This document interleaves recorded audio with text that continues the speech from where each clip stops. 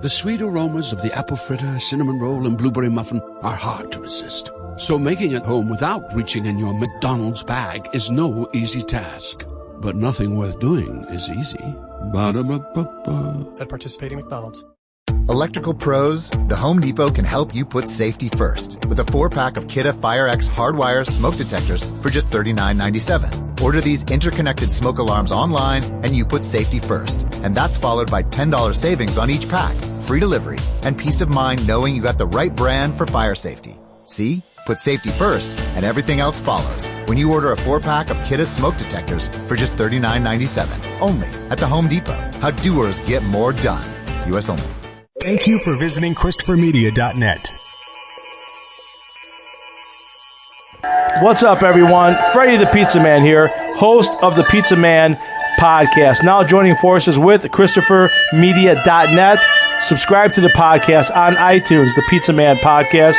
And, of course, find all the podcasts on ChristopherMedia.net. We talk Detroit sports. I bring on guests, passions, opinions, all for Detroit sports and more. We even talk pizza. So thanks for tuning in and spread the word.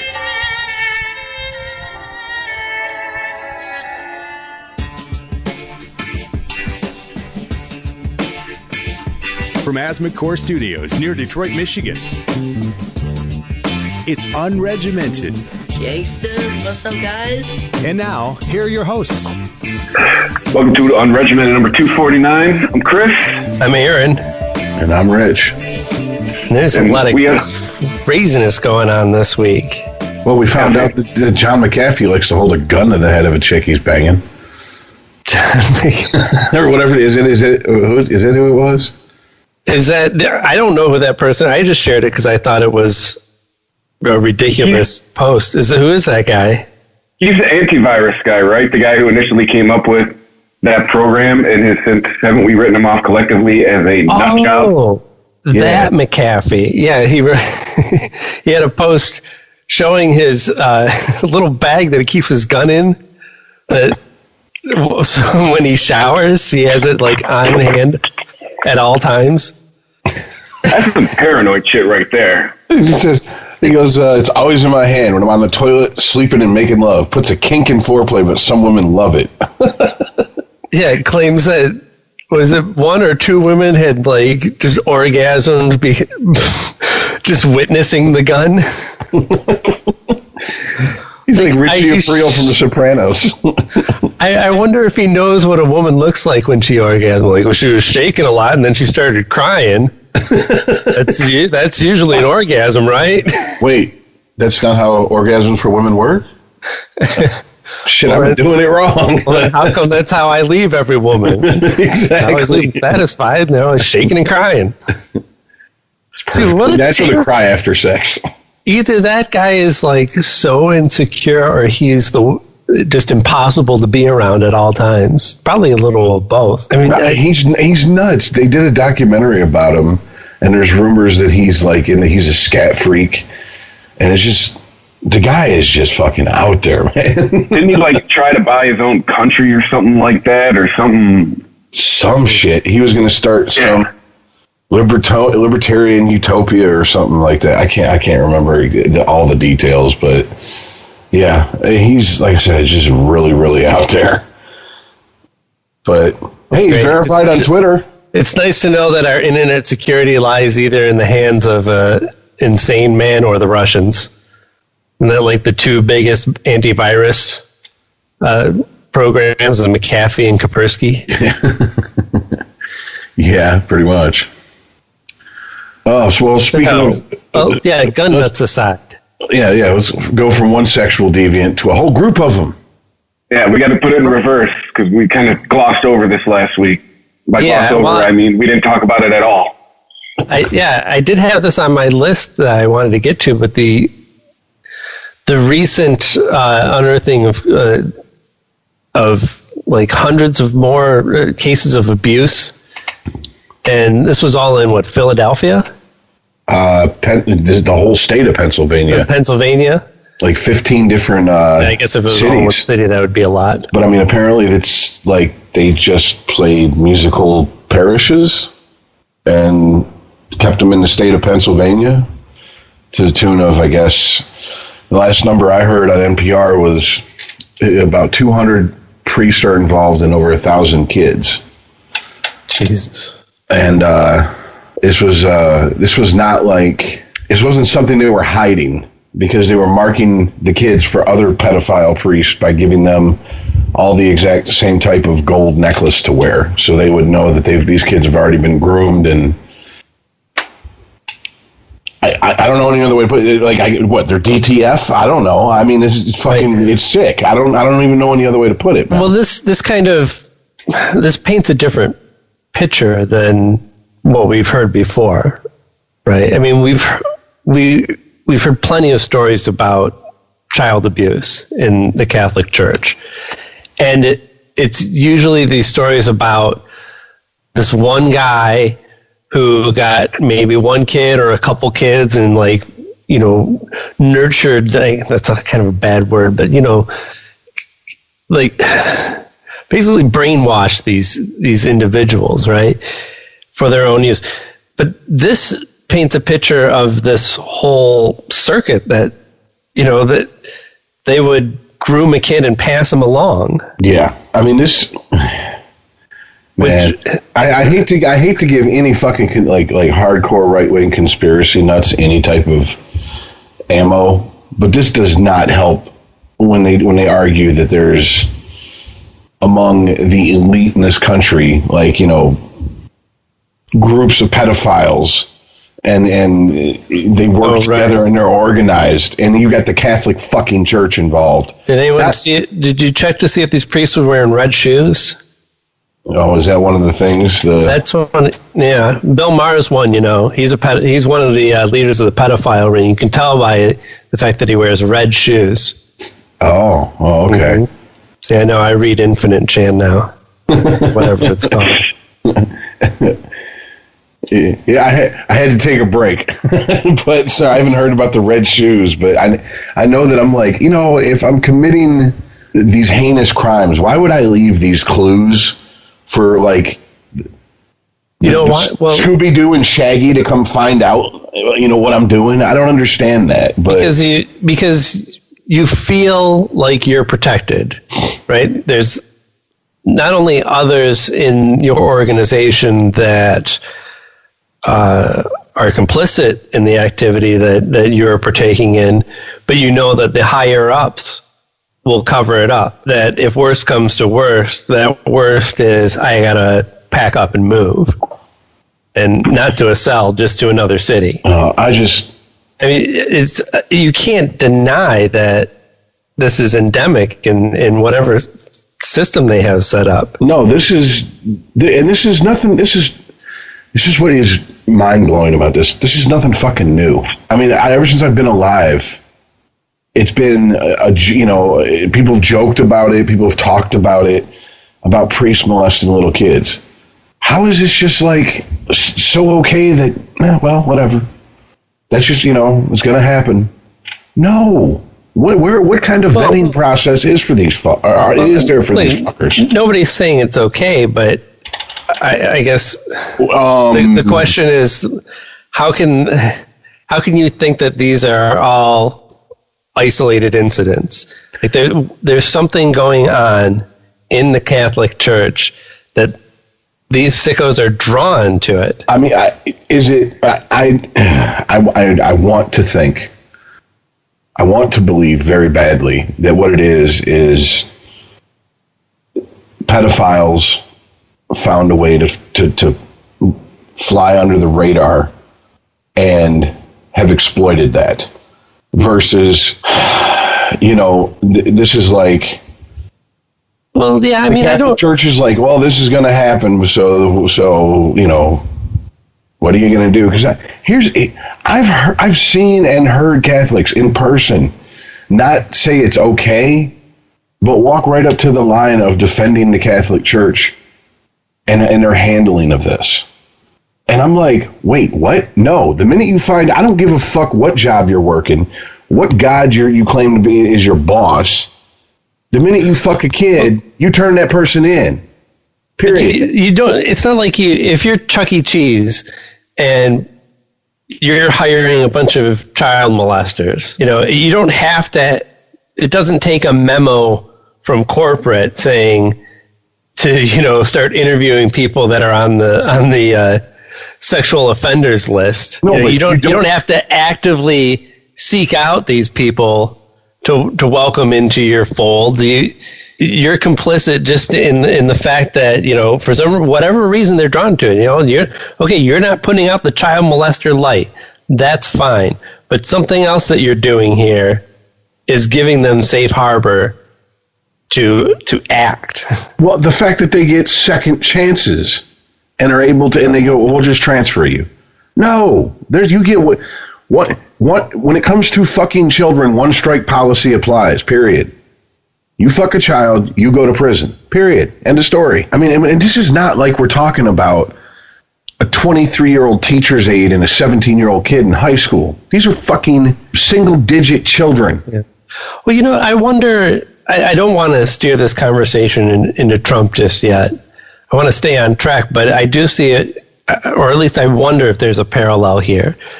There's this idea that there's a lot of Christians and other religious people who are very supportive of Trump, and they're able to set aside the idea that Trump is not a holy man. He doesn't act in a holy way, but there's a lot of leniency that should be given to somebody in a position of power. That, denial and repression are like two backbones of Catholicism. Right. So, like, if we're asking them to give up so much of their lives to God, we can forgive them for being weak in a moment. I mean, look, I'm not saying this is a valid argument because clearly these men weren't succumbing to weakness. They were using their position of power to get what they wanted. Yes, which, by the way, piggybacking on the sentence you just said, where's been the Me Too crowd on this?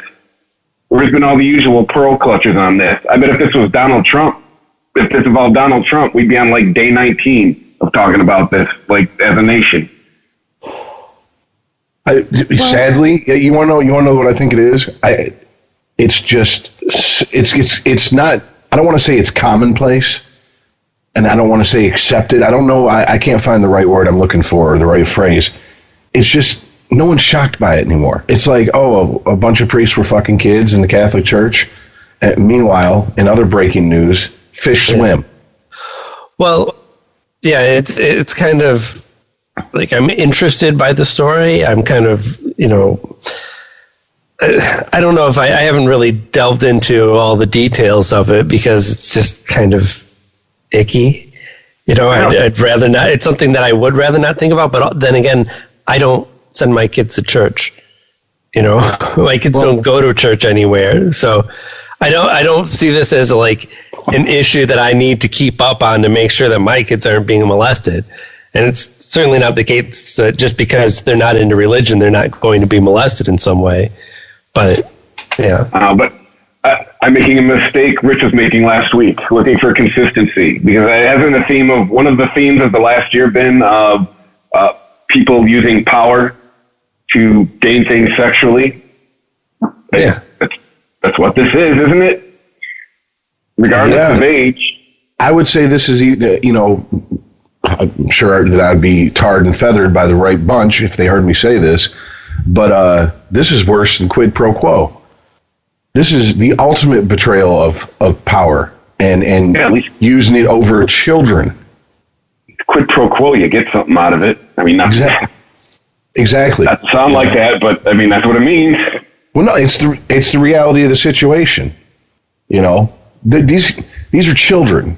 These are children who trust. Most children, well, I don't know. Growing up, most children I knew trusted adults they were told to trust, and even though we were lied to, and, the police officer's always your friend and all that shit growing up as a kid, when you're 8, 9, you got to be a cynical motherfucker to be walk around like, man, fuck all these adults. I mean, nowadays it might be that way. I don't know. I don't have an 8, 9-year-old. But, I mean, especially if you're come from a Catholic family, Chris, you think kids are fucking What do they call them? What do they have kids do? Blowjobs? No. I'm sorry. Oh, Ultra servers. Altar boys, yes. You know. Excuse me, sir. It's servers now. They allow girls. Okay, altar persons, whatever. Alter gender non-specific. Okay, there, because, you know, can't be binary about this. But no, this leads me back to, okay, the Catholic Church has been given more than enough time to deal with this on their own. Now it's time for society to step in and say, bullshit. Right. And obviously throwing these priests in jail doesn't get the point across to them, because they still pull the same shit they were pulling 20, 30 years ago and just transfer them. So where do you start hitting them? In the motherfucking pocketbook. Guess what? You're no longer you're paying taxes. You're paying property taxes on every fucking church you got in this goddamn motherfucking country. And I guarantee you'll see some shit from the inside start being cracked out on. We won't have to do. I agree with tax you. The donations they receive every Sunday. That's another way we could get them. Yep. Yeah, and what's your income?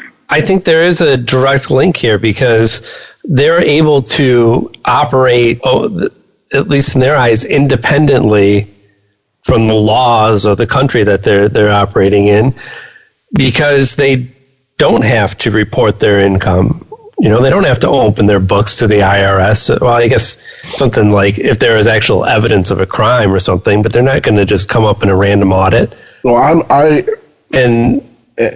that's what allows them to. I mean, there's records of, you know, when they have to move a priest from one parish to another, and there's money involved in doing that. And I don't know, it might actually achieve 2 goals. Well, 3 goals: raising tax money. That's a plus. Punishing an organization that has been doing heinous things, and also a way to possibly hold them accountable in the future. Absolutely. I mean, I'm real tired of, as a society, bending over backwards for anyone who has, you know, an imaginary friend in the sky that they talk to. So all of a sudden they're above reproach, and oh, here, you know, you're tax free and you're allowed to say any stupid thing you want and throw it out there because you stand at a pulpit and do it, and you do it in the name of God, Allah, or whoever the fuck. I don't care. And the Catholic Church, I mean, they got a long history of bullshit. The Catholic Church is more of a business than a fucking religion. And if there's any doubt to that, just look at its history. But yeah, when it comes to them being tax-free in this country, and, you know, but they're a charitable organization, and if you tax them, they won't be able to do as much charity. And look at all the good they do, and whatever good they do far outweighs the bad that happens. Does it? And it's like, really, would we be making this? Let's just stick with your example. Would we be making this argument if it was Chuck E. Cheese? Would we say, oh, but yeah, just because, you know, 1,000 kids got molested by 200 employees at Chuck E. Cheese and they were passing them around like a party joint, that doesn't mean anything. Look at it. Think of all the happiness those animatronic bands have brought these kids. How many kids have walked out unmolested and been happy? No. And you know, this recent case was just about Pennsylvania, and we've heard it before in like Massachusetts and other states. I mean, there's nothing, this isn't like an East Coast thing, right? This isn't even an American thing. If there's 200 priests abusing kids in Pennsylvania, what's going on across the rest of the country? Or world. Or world, yes. Imagine the priests that are like over in, you know, third world countries that don't have the police and the infrastructure that a lot of developed countries have, and the shit they can get away with simply because there's no system in place to protect the kids like we have, or, you know, other developed countries have. I mean, missionary work. Who knows what's going on? I mean, that's you stick one of these sick fucks in a small village. It's like a buffet to them, especially if they can somehow convince the people that what they're doing isn't wrong.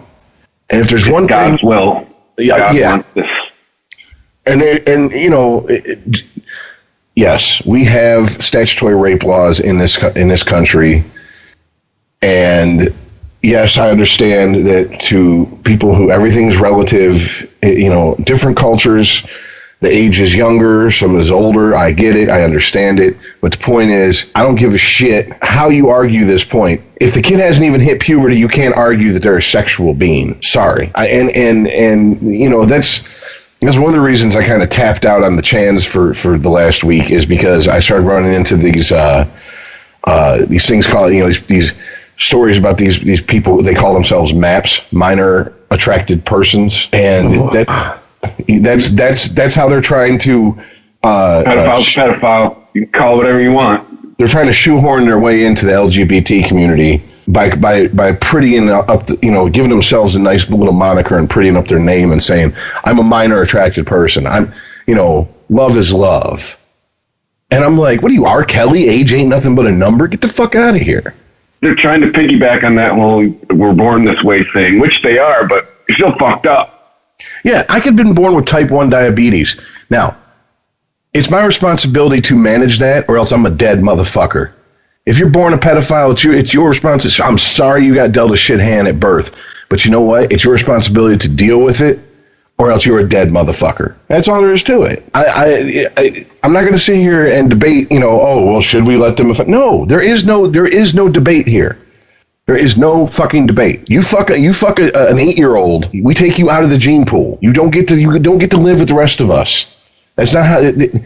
That should be a hard and fast rule. That shouldn't even be a question, all right? And I mean, I'm not going to go so far as to say put them to death. I think I've said it on the show before. Okay, you're born that way. You're wired that way. You can't help it. Good. Well, here's your choice. We can throw you in for the rest of your life in general population in a level 4 prison with lifers with nothing to lose, and you can take your chances there. Or you can go sit in this fucking... And be a guinea pig for scientists to figure out why you're wired that way. That way we can fucking figure out how to stop other people from being born like you were. So you can either be a guinea pig or you can be a pincushion. It's your choice. Well, Rich, I'm wondering, maybe because I haven't kept up with this story in the last week, and it continues to unfold. These were documents that were released because of a court case against the Catholic Church in Pennsylvania, right? Are there going to be consequences? Is there? I mean, it's going to. Is there going to be a trial? I mean, I imagine I don't know what statute of limitations is in the state of Pennsylvania. Mm-hmm.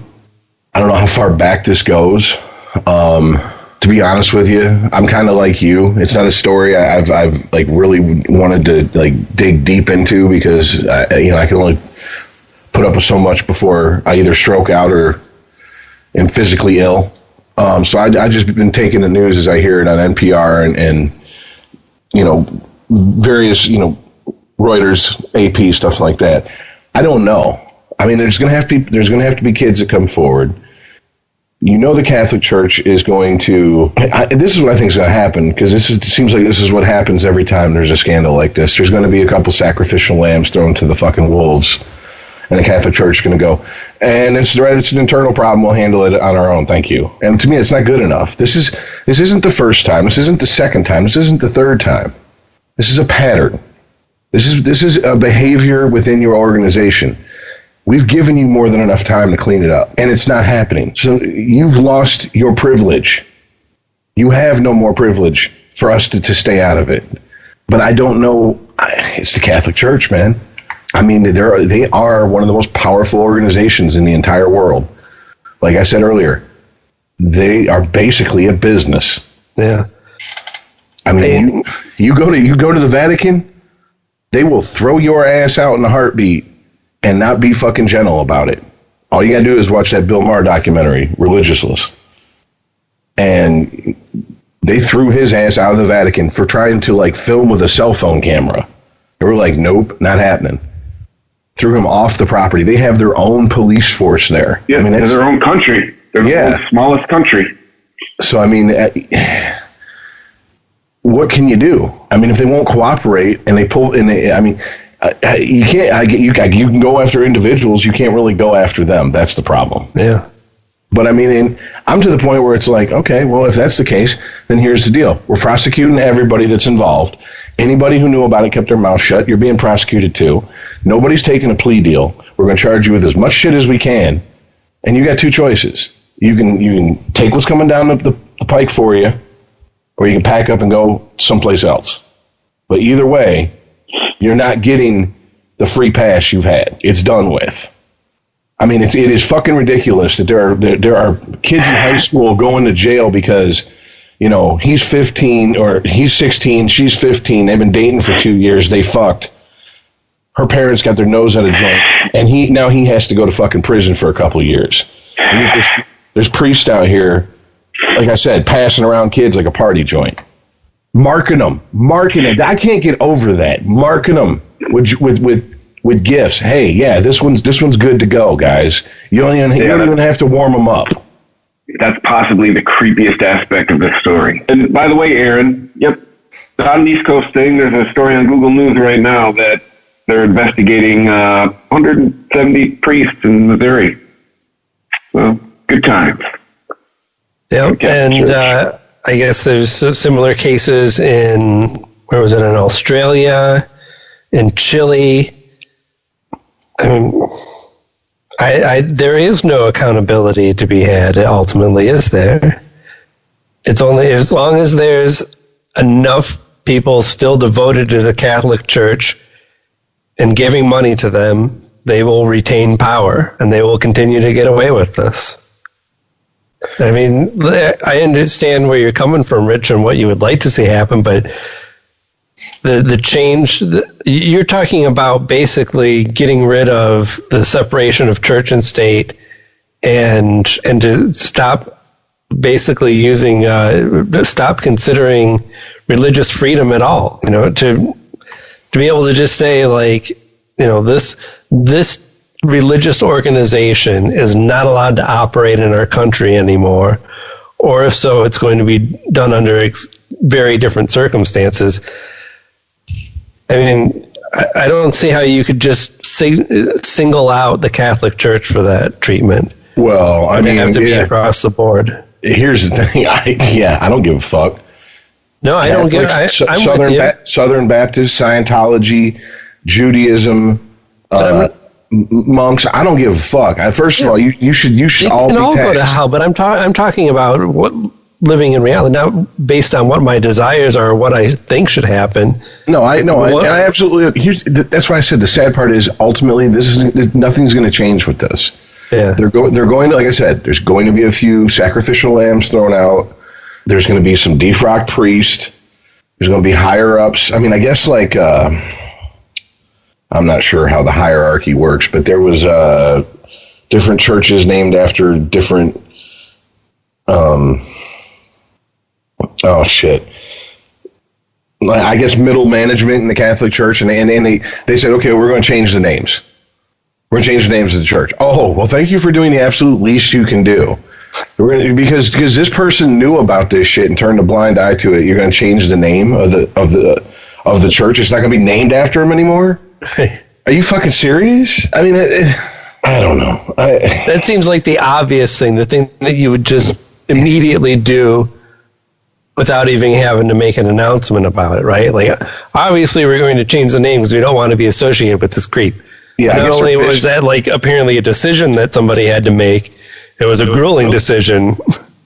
Yeah, I guess they're bishops or something like that. Is there something in the Catholic religion, Chris? I believe so. Yeah. Okay. So yeah, I guess there's churches named after bishops, and that's they changed their.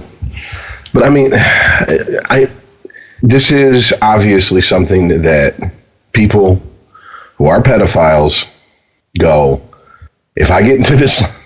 It's so fucked up to say. If I get into this line of work, I damn near have a license to molest kids. Mm-hmm. I mean, and you know how the shit goes.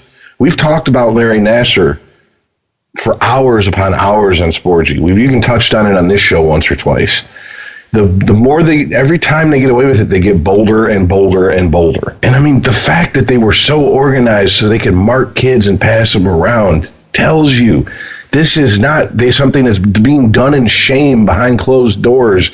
That these people are like, no one can ever know this. Like, under torture, I would never admit this. No, they're openly fucking sharing the fact that they do this with other pedophiles. And I mean, that's... What is it Mike used to say on the Drew and Mike show all the time? He's like, the internet has brought every group of sickos together, whereas before they were just in their corner of the world and they thought they were the only ones that existed. For every necrophiliac before chat rooms were invented thought that you'd never meet another one. Boom, all of a sudden AOL chat shows up and they're having conventions and shit. And I mean, that's basically what this is. So there's really no way to stop it through the law that I see, but there is a way not to just fucking rubber stamp it and say, oh, well, hey, we're going to let you handle it. No, you've had your shot. I mean, the government steps in and breaks up monopolies. The government fucking had baseball and football on trial. Baseball for steroids and football for CTE. Where the fuck is the cat? Where the fuck is the subpoena for Mr. Party Pope? Whatever his name is, Franklin the Turtle Pope, or whatever the fuck his name is. Why isn't he sitting in front of Congress having to testify under threat of, you don't show up, you're in contempt of court, we'll throw you in jail? But yeah, we're going to run Mark McGuire and Rafael Palmeiro out there to talk about fucking steroids. That's something that is even worth our government's time. Oh, athletes are sticking themselves with drugs so they hit a ball farther. Who gives a shit? I think fucking children, in mass amounts is a bigger issue. But once again, Catholic Church makes a lot of money. Catholic Church has a lot of power. Catholic Church is above the law to a certain extent. I mean, these religious... Catholic Church decides how a lot of people vote, too. Mm-hmm. Exactly. Big time. And that's a big shield that keeps them from...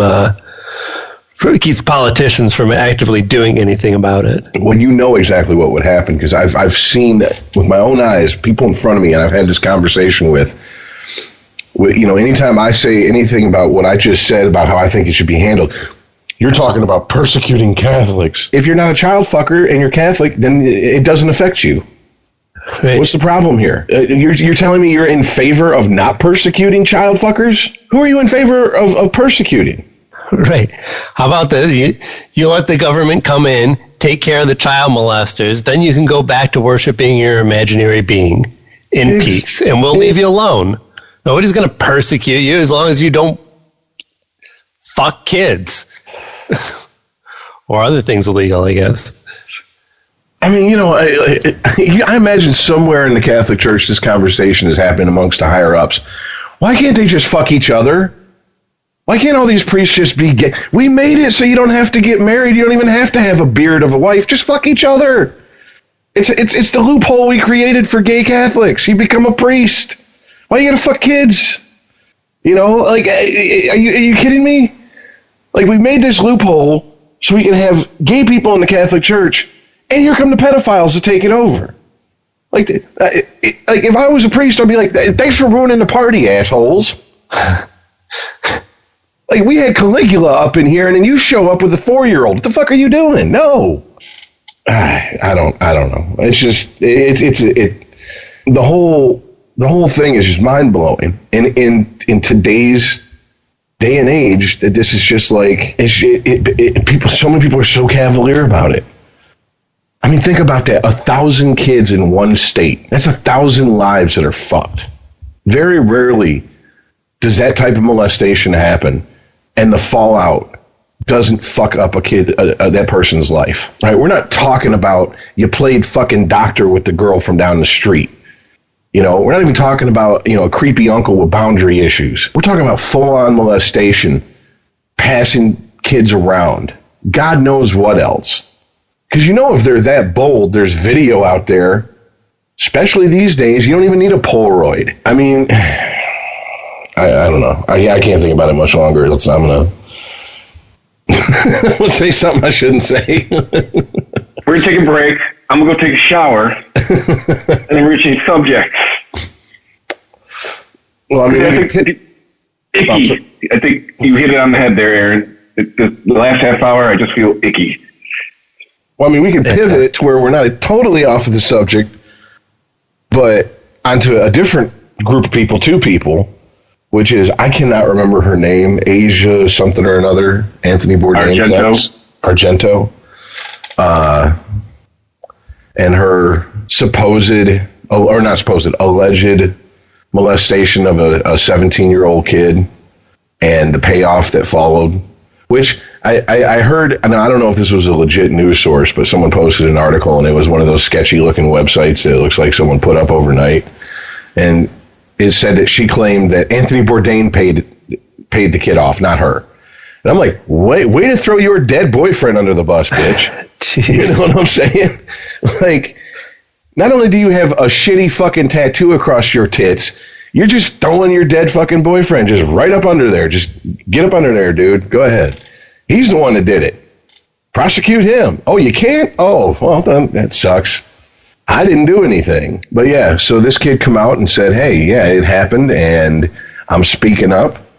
And to be honest with you, I really don't expect the blue-haired dyke spike feminist to pick up this cause and run with it, because they never pick up anything that doesn't put them first. Like, I'm talking about that type of feminist, not all feminists, that type of feminist. But I was very shocked to hear, like, the Young Turks, which is a news organization that is unabashedly on the left, to the point where I think they just flat out call themselves socialists at this point, which seems like the thing to do in the midterm election in 2018. But yeah, basically say, oh yeah, it wasn't really molestation. She's one of the most beautiful women in the world, which she isn't, but that's beside the point. What kid wouldn't love that? And I'm just like, you got to be kidding me. You cannot. What, really? Oh, I've heard her described as one of the most beautiful women in the world. I'm like, that bitch looks like she was rode hard and put away wet. I don't. And you know, Young Turks, I'm applying my whole "if it can't go the other way" theory, then you're wrong. If this was a 33-year-old man and a 17-year-old girl, we all know how this would be going, right? Yeah. He's a predator. You know, he would, any job he had, he would be fired from. He would be a public pariah. Oh, absolutely. But instead, this chick's got a bunch of people defending her. Alyssa Milano said her allegations don't undermine the Me Too movement. How does it not? Wait, how does it? Because it's hypocrisy. She was one of the first people to accuse Harvey Weinstein, yet she's guilty of the same behavior. Okay, so that may call her particular claims into question, but how does that affect anybody else's claims against Harvey Weinstein? No, we're talking about the Me Too movement, not her case against Harvey Weinstein. Yeah, I know. And that's what I'm asking. Because this could be a tipping point. I don't see how it undermines the Me Too movement, but I see from the, we want all the power, but we're for equality feminists. This undermines their argument, because this is, oh, God forbid, their movement focusing on a woman predator and a male victim, and we can't have that. And so it's like, look, yeah, guess what? It happens all the fucking time. Once again, we're back to, do we even as a nation get shocked when there's a hot teacher fucking one of her students anymore? Well, it undermines what Jennifer Granholm's argument on Bill Marshall last week about the Catholic Church. And she said, let women become priests and that'll solve your problems. No, I don't think so. You know what? And I'm about to piss off a lot of women if they're listening. You can stop with this fantasy that somehow you're the fairer sex, and if you get in power, there'll never be any conflict. Because, I'm sorry, I've dated strippers. You put a bunch of y'all in the same room, and y'all are the most catty, vicious bitches I've ever fucking seen in my life. Men beat the shit out of each other and friends 5 minutes later. Y'all cunts hold grudges for fucking decades. So just stop acting like, oh, women are going to solve everything. We just put women in power. There'll be no war. There'll be no molestation. Bullshit. People are fucking people. End of story. It's horse shit. And fuck Jennifer Granholm and her mole. She can go right the fuck off. It's what? How, 13 years later? I'm not blown away, bitch. Stupid fucking coos. Jesus, God. I haven't watched Bill Maher either, and I'm glad I haven't, because if I'd have heard her say that, you'd have heard the sound of my monitor going through my fucking window, because I'd have thrown it out. I'd have been like, I can't do this anymore. I have to completely unplug. I'm going to go sit in a flotation tank after taking like 5,000 milligrams of THC and try to fucking become one with the universe, because I can't handle this world anymore. It's horse shit.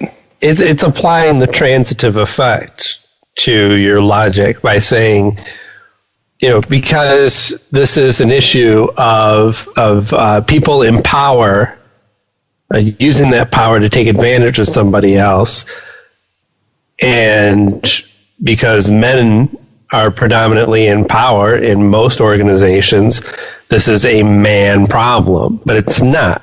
This whole incident fucks up that narrative, doesn't it? I mean, this I think it's interesting because of who she is. One of the first accusers of Harvey Weinstein, right? But all the stories that we've heard prior to this about kids being molested by their own teachers, and most people just laugh it off, like, well, look, she was hot. And that was that kid's dream come true. Okay, maybe so. And maybe that kid enjoyed it in the moment. Maybe he had a great time. Maybe he wanted to continue to see her. Sexual arousal during rape does not mean consent. How many times have I heard that from women? Right. Just because he got hard, it doesn't mean that he consented. He could legally consent. Yeah, and also, I mean, we have laws that protect minors because we understand that minors need protection, right? They don't always know what's best for them.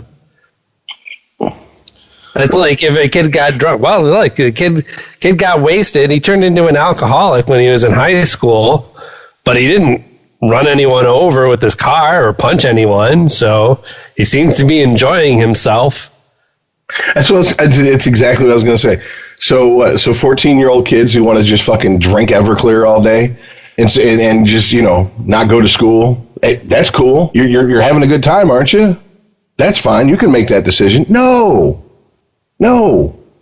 It's bullshit. Horse shit. Sorry.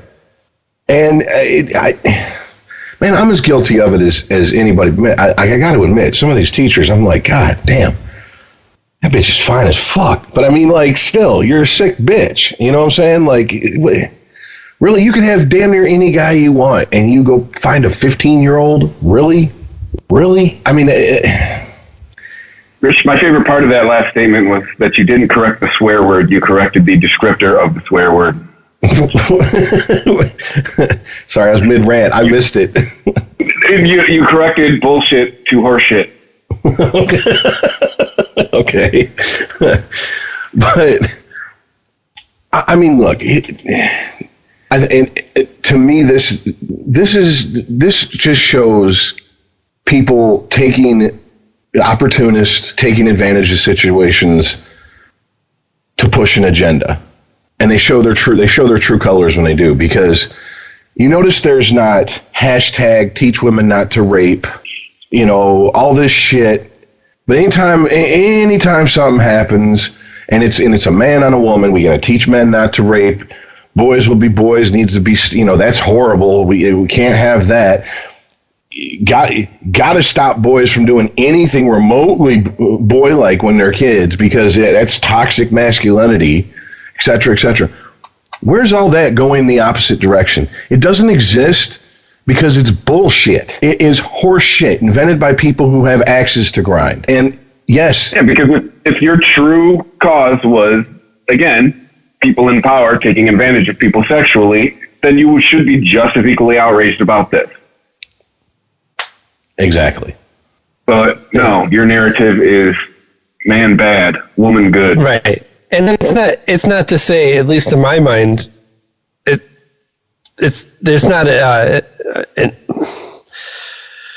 the same thing for this woman to have sex with a 17-year-old boy as it is a priest to take advantage of, I mean, who knows how old these kids are, but, generally a lot younger than that.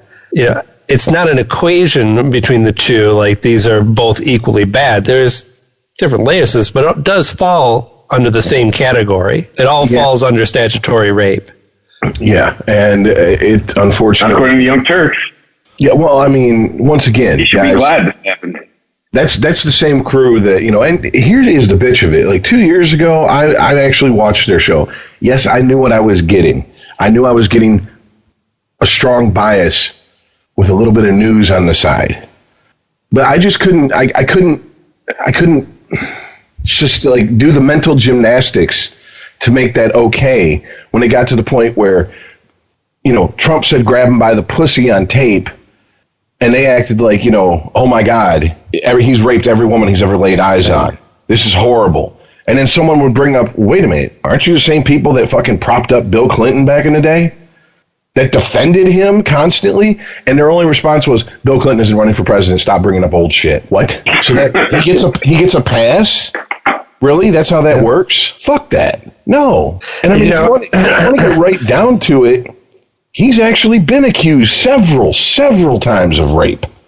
Oh, man. And I mean, it's a matter of public record. When he was governor of Arkansas, he was using the state police basically as his wingmen to bring women to him so he could fuck them. And yes, he was a big fan of the nude move. Can I get you a drink? Yeah, sure, okay. And he'd turn around, make a drink, whip his dick out, and just, here's your drink. Oh, by the way, you want a side of dick with that? Louis C.K. does it. He can't have a career no more. Bill Clinton does it. Oh, well, he's not running for office. Stop bringing up old shit. Oh, okay. So that negates everything? He held the highest office in the land for, most of a decade. But sure, yeah, we won't bring up old shit.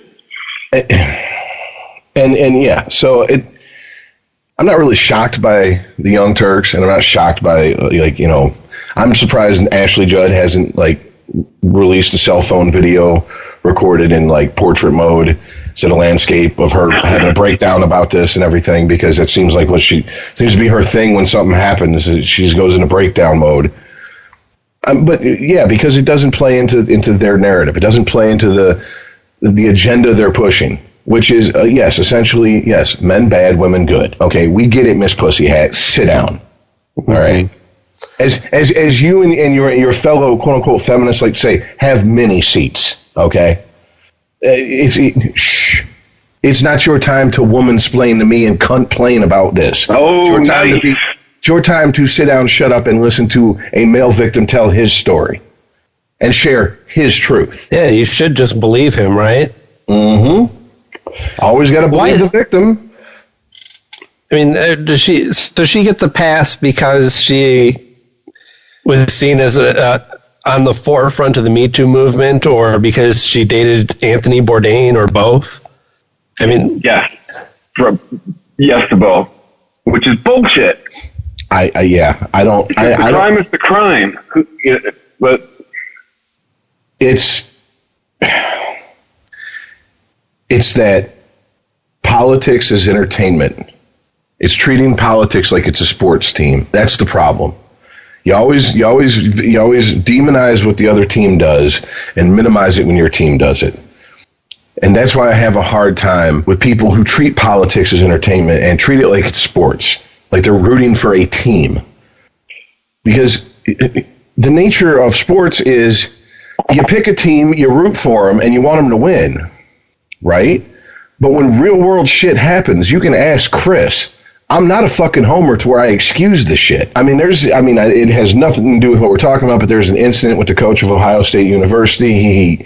He hired an assistant coach who he knew had been physically abusive to his wife, retired from coaching for 2 years, came back and rehired him and brought him from one college to another. And he still has a job. And I'm a U of M fan, and I was like, if this was Harbaugh, I'd be like, Harbaugh, you got to go. You can't have this shit. You can't,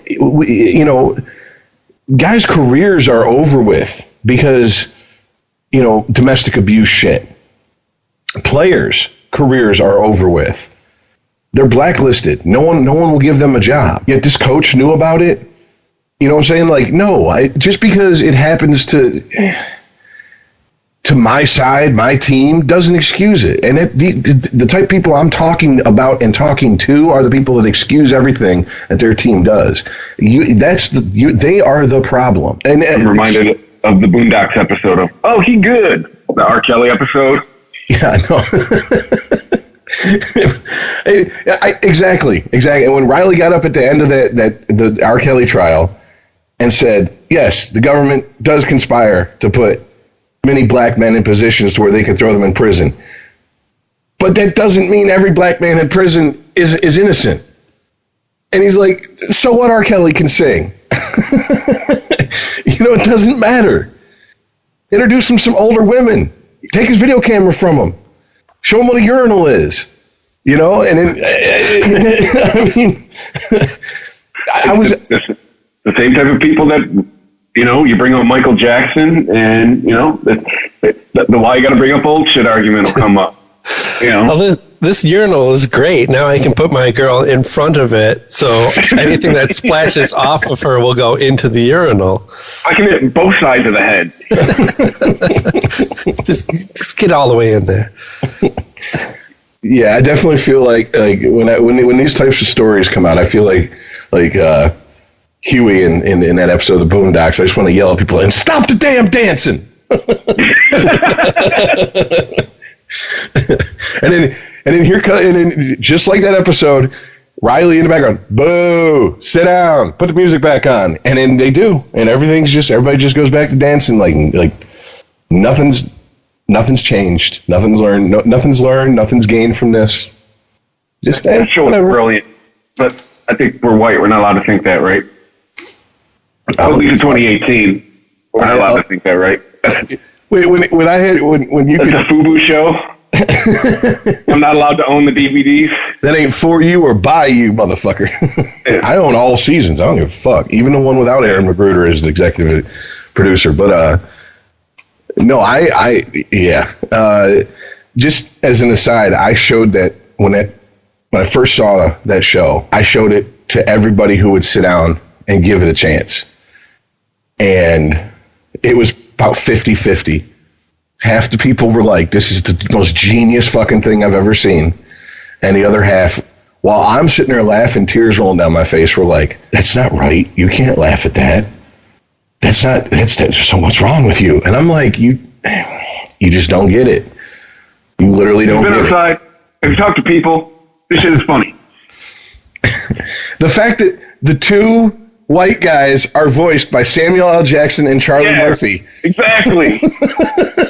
Should tell you right off the bat. The people tell you shouldn't laugh have no sense of irony. But no, she's probably gonna do the getting back to this Asia, whatever her face is. I've already heard it. They're trying to spin it to where she was a victim of Harvey Weinstein, so that's why she did this. Okay, that's fine, but that doesn't excuse it. It doesn't. What child molester that was molested as a child do we go, well, we're not going to throw you in prison because you were molested as a child. Get some fucking therapy. What the fuck you want from me? I'm telling you, she's got to have enough. She got enough money to pay him off. She could have invested that in a fucking therapist. Really? Seriously? Come on now. That is a 5-year-old's argument, but Johnny's mother lets him do it. Well, I'm not Johnny's mother. Stop trying to deflect shit. Here's the deal. If he was legit 17, because this is the bitch of the situation. If he was 17 when they had sex, because it was in California, it was a crime. If it was in Michigan, it'd have been legal. It was literally the state they were in made it a crime. So if she just owned up to it, yeah, I did, whatever, I would almost be like, well,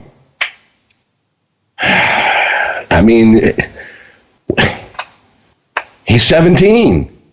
It's the age of consent, 16 in like 20 states. So what do you do? Yeah, I fucked up. I was attracted to him. He's attracted to me. As the adult, as the older person, however she wants to put it, I should have exercised better restraint. I didn't. Whatever. Is she really going to go to prison for that? I mean, honestly, it's just there's no personal responsibility here, and taking responsibility, even with the men who've been Me Too'd. Look at Louis C.K. He stepped up and took responsibility and said, "Yeah, you know what? I did ask these women, could I jerk off in front of them? When they said yes." And I did. Some of them were horrified, some of them were into it, but yes, I did it. End of story. You know, someone took a picture like, "Hey, it's Louis C.K. beating off." I mean, isn't that what they demand these people do? Like, isn't that like their end game is to have someone that like Harvey Weinstein or you know, anybody, whoever else? There's so many of them, I can't even think of them. Just step up and go, yeah, you know what? I did use my position of power in Hollywood to sleep with women who otherwise wouldn't give me the time of day. And it was wrong, and I'm going to step the fuck away from the limelight and exile myself from most of the human race until I just go die somewhere. I mean, isn't that what they want? So where's the calls for it with her? Yeah, where's her pound of flesh? That's technically what they're looking for. I mean, does she have any job she could be fired from? At this point, I don't know. I honestly, I didn't know who she was until she brought up that Harvey Weinstein had propositioned her or harassed her or whatever exactly it was.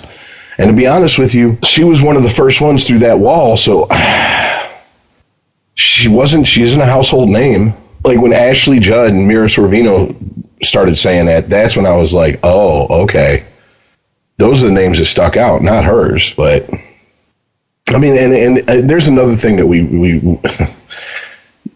as a society should probably just get rid of, which is this whole non-disclosure agreement, settlements. How can you pay someone to cover up a crime, basically? I mean, shouldn't we just like get rid of those? Because half the time, no, they're not followed anyways. They're broken. Yeah, I don't know. I think that I'm no lawyer, but I believe that if you are signing an NDA in order to cover up an actual crime, that NDA is no longer valid. So yeah, it's null and void due to the fact that you are doing it to cover up a crime. Yeah, I don't know if that's like settled law or if that's just the norm of what happens. Like, you know, if somebody is found guilty of a crime and then turns around and tries to sue their accuser for breaking an NDA, that case isn't getting anywhere.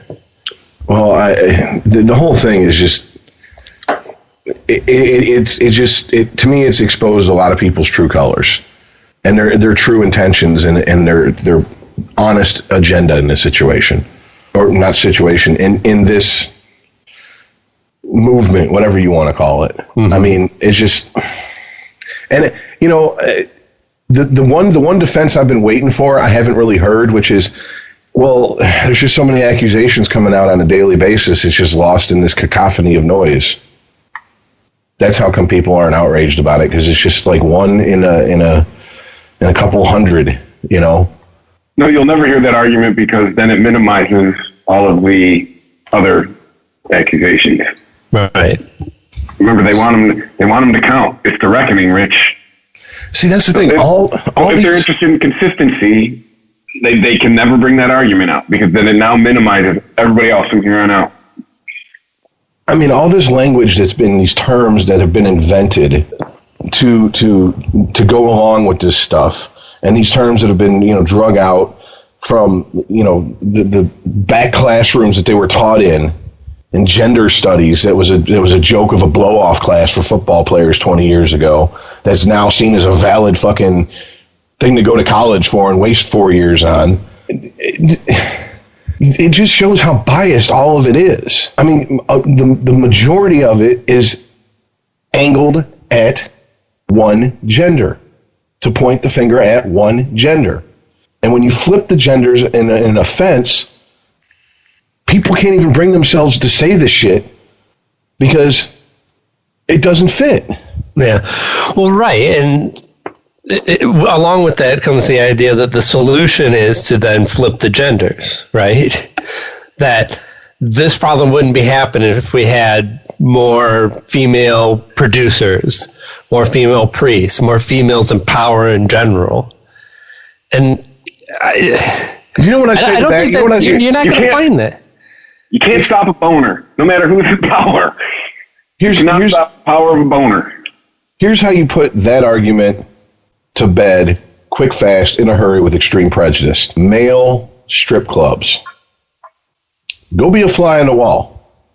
If you live in Detroit, go across. If Danny's is still open in Windsor, go to Danny's. Go sit in the corner. If they'll even let you in if you're a guy, by the way. All right, and watch these women. Gay guys go to strip clubs? Well, yeah, I didn't think about that. But and watch how these women grab, fondle, and manhandle the dancers. Then go to any female strip club. Yeah. And try that shit. Try to put one finger on one of them. Unless there's been an agreed upon transfer of money for certain acts, yeah. Go ahead and put an unwelcome hand on somebody and see what happens. Okay? That right there. End of discussion. End of argument. Your argument is invalid. Okay? Period. It's just so irritating. I mean, why can't we just go, they're fucked up people. It doesn't matter, Yeah, if you're really concerned about getting to the root of this issue, you would talk about what happens to people in power and how can we stop them from acting out. You would see beyond the sex of the people involved in this. Yes. Well, I mean, concerned with. But I guess certainly there is a physical aspect of this. The idea that a man is more likely to force himself upon somebody because they can. Well, yeah, but once again, you have a certain group of I hesitate to call them feminists, but that's what they label themselves, so I'll just run with it, who will balk at that idea because what are you saying? Men are stronger than women? Yeah. Yes, biologically, yes. That is exactly what we are saying. Welcome to the show, Chris. You coming through clear as a motherfucker now. I turned off my AirPods, and so are you guys. Funny thing is, I was only using them for listening. But anyway. But no, yeah. Sorry, I have science to back me up. What do you have? Your gender studies professor who's never been outside of a classroom since they were 5 years old? Okay. I'm gonna go ahead and go with what the biologists say, the people who are experts in this field, versus what some teacher who's got tenure and can say whatever bullshit they want that comes to mind in front of your class, and somehow you give that all the weight in the world. We have bigger frames. We have more muscle mass. Sorry, it's science. If you don't like it, take it up with Mother Nature or God, or whoever evolution, Darwin. Go dig up his ass and kick it. I don't know. What do you want me to say? Or hit the gym. Yeah, because I'll tell you, Ronda Rousey could kick all three of our asses at the same time and not break a sweat. Yes, with one hand, more than likely. Big time. There are women out there who are capable of that. So, yeah. But that's not the norm. You take your average man, your average woman, the average man can overpower the average woman. And yes, if you're going to admit that fact, then you can't play the game of, well, there's no difference between us. Every difference is a social construct. Bullshit. It's an observable fact. Stop calling observable facts social constructs. Just because you say it doesn't make it so. Sticking feathers up your butt doesn't make you a chicken. Period. Oh, well. Good times. Well, I mean, there are other stories in the news besides people being sexual deviants. I mean, it all kind of comes back to sexual deviancy at one point or another, doesn't it? In our moral relativism, yes, everyone's a sexual deviant to a certain extent. This was what's been described as the worst week in Trump's presidency so far, and I don't see how you can really debate that. Worst for him. The worst for him, and there may be worse yet to come. But this was a confluence of events. I think we had I had mentioned last week, I believe, we had already heard the news of Don McGahn, who is White House counsel, who had already talked to the Mueller investigation for 30 hours. And that Trump then tried to come out and say that, oh, well, yeah, I let him. I knew that. I totally knew that was going on. But then we find out that, Manafort is found guilty on 8 out of 10 counts, or as Trump supporters put it, congratulations on your 10-8 win, Manafort. There are actually people trying to spin this as a win. Like, he got off. It was found as a mistrial for 10 of the 18 accounts, so therefore he wins. I doubt Manafort's seeing it from that perspective. Facing 10 years. Go ahead. Tell yourself what you need to. And then right after that, the guilty plea from Michael Cohen, Trump's lawyer, Trump's fix-it man, who pled guilty to a tax evasion and also to a campaign finance fraud, and implicated the president. The president is now officially an unindicted co-conspirator. Yeah, but wait a minute. Rudy Giuliani says President Trump's been completely cleared. You have this Cohen guy. He doesn't know anything. So I just right. Yep, close the case. Okay, thanks, Rudy. Glad you cleared that up. Well, I think Rudy was out there saying, "Well, this has nothing to do with Russia." So no collusion. Like, yeah, you know what? It turns out there's multiple crimes that our president, is being investigated for. So just because it doesn't directly apply to Russia does not mean that it's a quote-unquote witch hunt. Could we just drop a house on them fuckers and just stop the witch hunt? Just cut it off cold, cut it off at the knees. Seriously.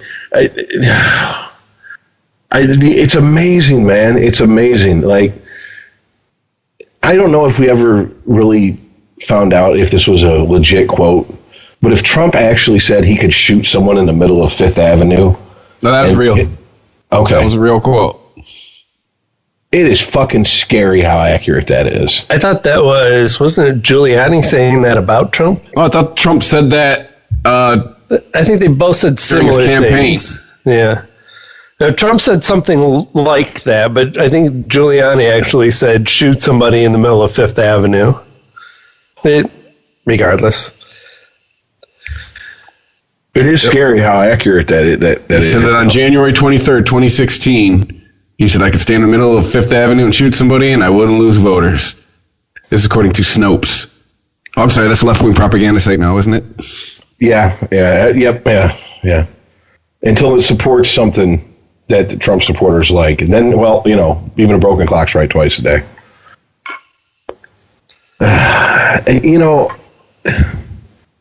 I was thinking about this. Don't the Democrats have to win pretty big in the midterms to even have a shot at impeaching Trump at this point? Yep. What do you mean, what's pretty big? They have to take control of the House. They got to take the majority. Yeah. And Congress, don't they? Yeah, they got to take the majority in the House and the Senate. Senate, sorry. Yep. Yeah. Many years since my last physics class. But I don't think it's going to take a big win to accomplish that. Well, I mean, and there's also the entire discussion of, can you charge a sitting president with a crime? And if convicted, what can you do with him? That is a good question, and it's one that hasn't been tested. I mean, I think it's not really whether you can charge him with the crime, it's what happens then. And I think it's only a matter of time, and probably not too long from now, we might actually see a charge levied against Trump. Because I'm still of the mind he's been. Just think of this: he's been in the business world and successful for he's 70, right? So probably 40-something years. Uh-huh. I think he is smarter because everyone talks about, oh, well, he's a failed, but yeah, right. If he was failed, we'd be seeing stories about him about 80s real estate magnate Donald Trump, now living in a ranch house in Iowa. The guy's successful because he's still rich. I think he's smart enough to make sure none of this shit ever ties back to him directly, no matter in either of these investigations. You don't. I think to believe that, you would have to believe that there was somebody in between Trump and Cohen that would actually buffer him, and that doesn't appear to be the case. Cohen's willing to tell the whole story. He wants to get all the truth out there. He needs $500,000 to do it. That makes me very skeptical. His lawyer is has a GoFundMe for him to raise $500,000. You're really reaching with that one, because you ever heard how much lawyers cost? Cohen's a fucking lawyer. He could be his own lawyer. He has to get a lawyer. He doesn't represent himself. He has to get a lawyer to represent him, and he definitely should get a lawyer to represent it. It's going to be expensive, and there's going to be a lot of shit that he's going to be wrapped up in. So, yeah, he's going to have legal fees. Okay, he owns a $9 million penthouse in New York. Scale down to an $8.5 million penthouse. Like, to me, that's very fishy. You need $500,000 to tell the truth when you clearly have the money. Who are you going to believe then? Whose testimony would convince you that Donald Trump has committed a crime? How about levying an actual criminal charge against Donald Trump? That'll make me a believer. Indict him on something. Well, it's coming, but that's not what we're arguing here. You're saying that Michael Cohen's testimony is worthless because he has a GoFundMe. Yeah, when it doesn't cost you anything to tell the truth. What do you need $500,000 for? For legal fees. For what? He could easily call a press conference and say what he needs to say. What? No, he has to. He can't. This is done through testimony, right? He has to actually, in order to get the truth out there, he has to admit to his own guilt that he was part and party to these crimes that Donald Trump was committing. So he'd first of all be stupid to put it out in a press conference, be stupid not to have a lawyer represent him, and he's got to pay that lawyer somehow. He has the money. That's what I don't understand. He has the money, yeah. What's going to happen to all that money when it comes out that he's got to pay back all the tax that he didn't pay on all this misreported transfer of money, all this shit? And who knows how much of that money is going to be seized by the government? So again, scale down to an $8.5 million penthouse. So money is the issue. There's nothing. What is? To me, it's damaging his credibility. I can't tell the truth unless I get $500,000. Once I get this $500,000, it's game on. Well, it's damaging his credibility is the fact that he's a criminal and has been covering up crimes for decades for Trump. Okay, welcome to being a lawyer. I mean, you think he's the only lawyer that's ever done that? For Trump or anybody? No. Exactly. Exactly what? What are you arguing? His credibility. He has as much credibility as most people who are witness to a crime, right? It's very rare that you get the innocent bystander who witnessed the crime and points to the guy in the court and says he's the one who did it. Your witnesses are the guys who are like, yeah, I know he did it, and I know because I was there. Because I did it with him. Right. And two, he cut a deal. What? No, he didn't. Where's the evidence of a deal that he's cut with anybody? Not the prosecutors in the case against for the campaign violation, not Manafort's special counsel. He may yet cut a deal, but he's out there with the intention of getting the truth out without having a deal protecting him from anything so far. He's only going to do 53 to 61 months in prison. That's not... He got a deal for pleading guilty. Yeah. Right? So does everybody. Have you ever been to court? That's how you get a lesser sentence. Well, you've seen enough Law and Order. Well, yeah, that makes you an expert. Deal. That's not a deal. That's not saying I will tell you all this stuff about. But pleading guilty for a lesser penalty isn't a deal. That's how I think like 90% of court cases end in this country.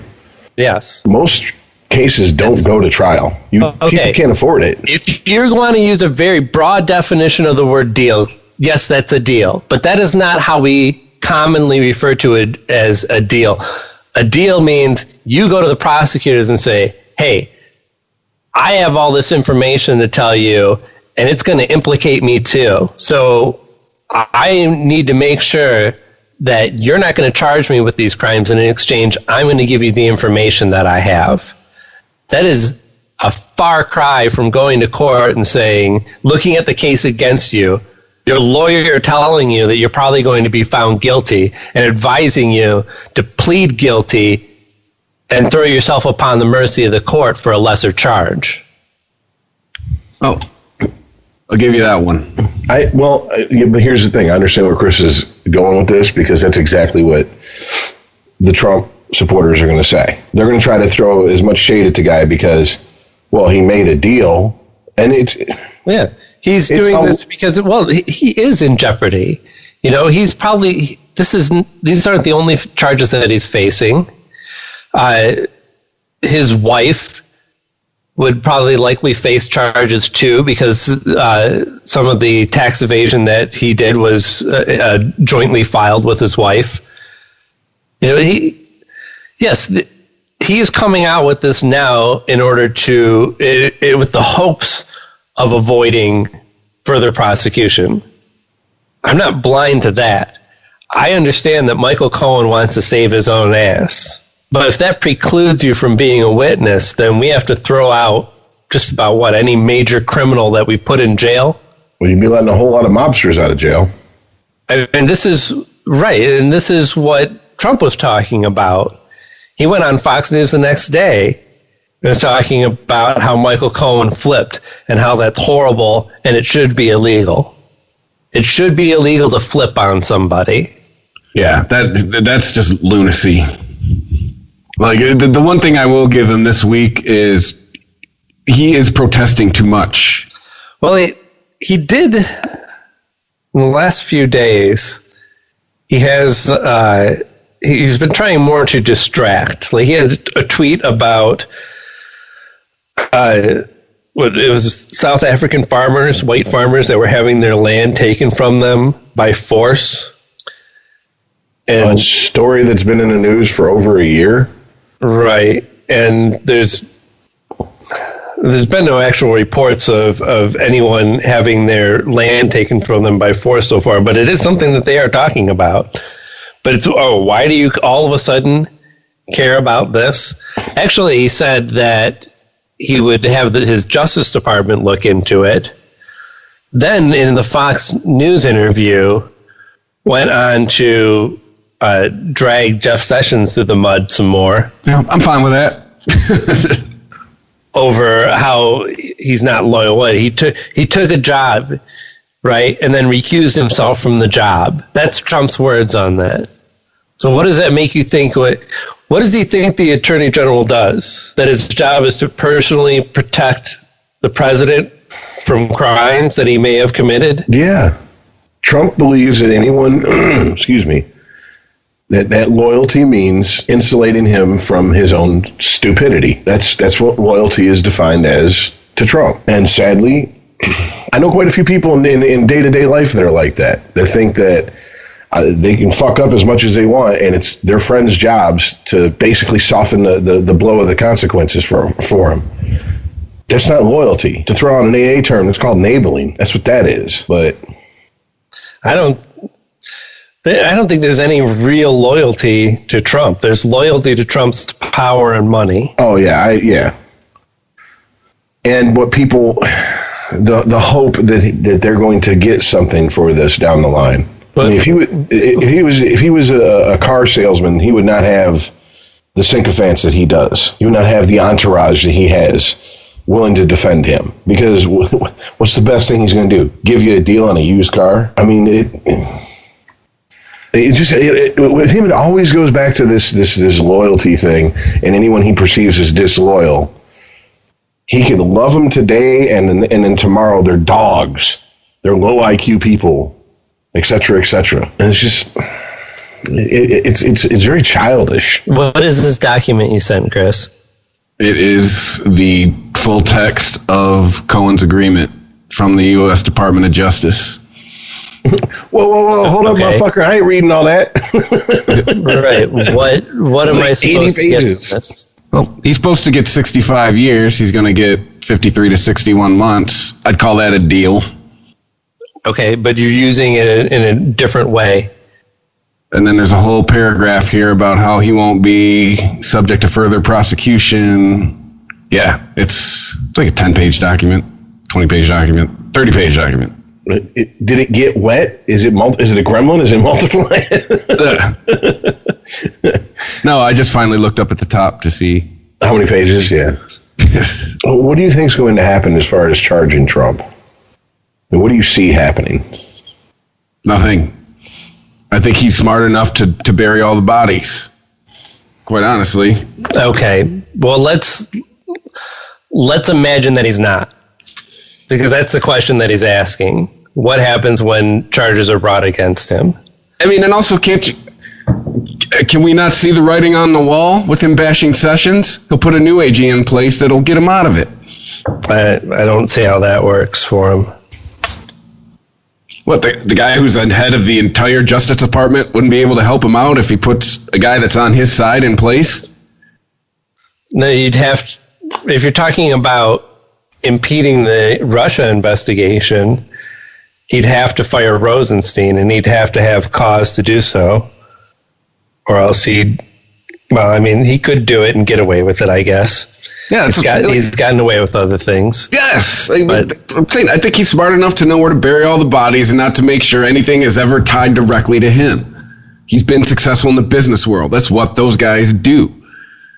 Yeah, no, they don't fail up for a reason. Right, but we're already finding evidence that of crimes that he's committed, right? So, anyway,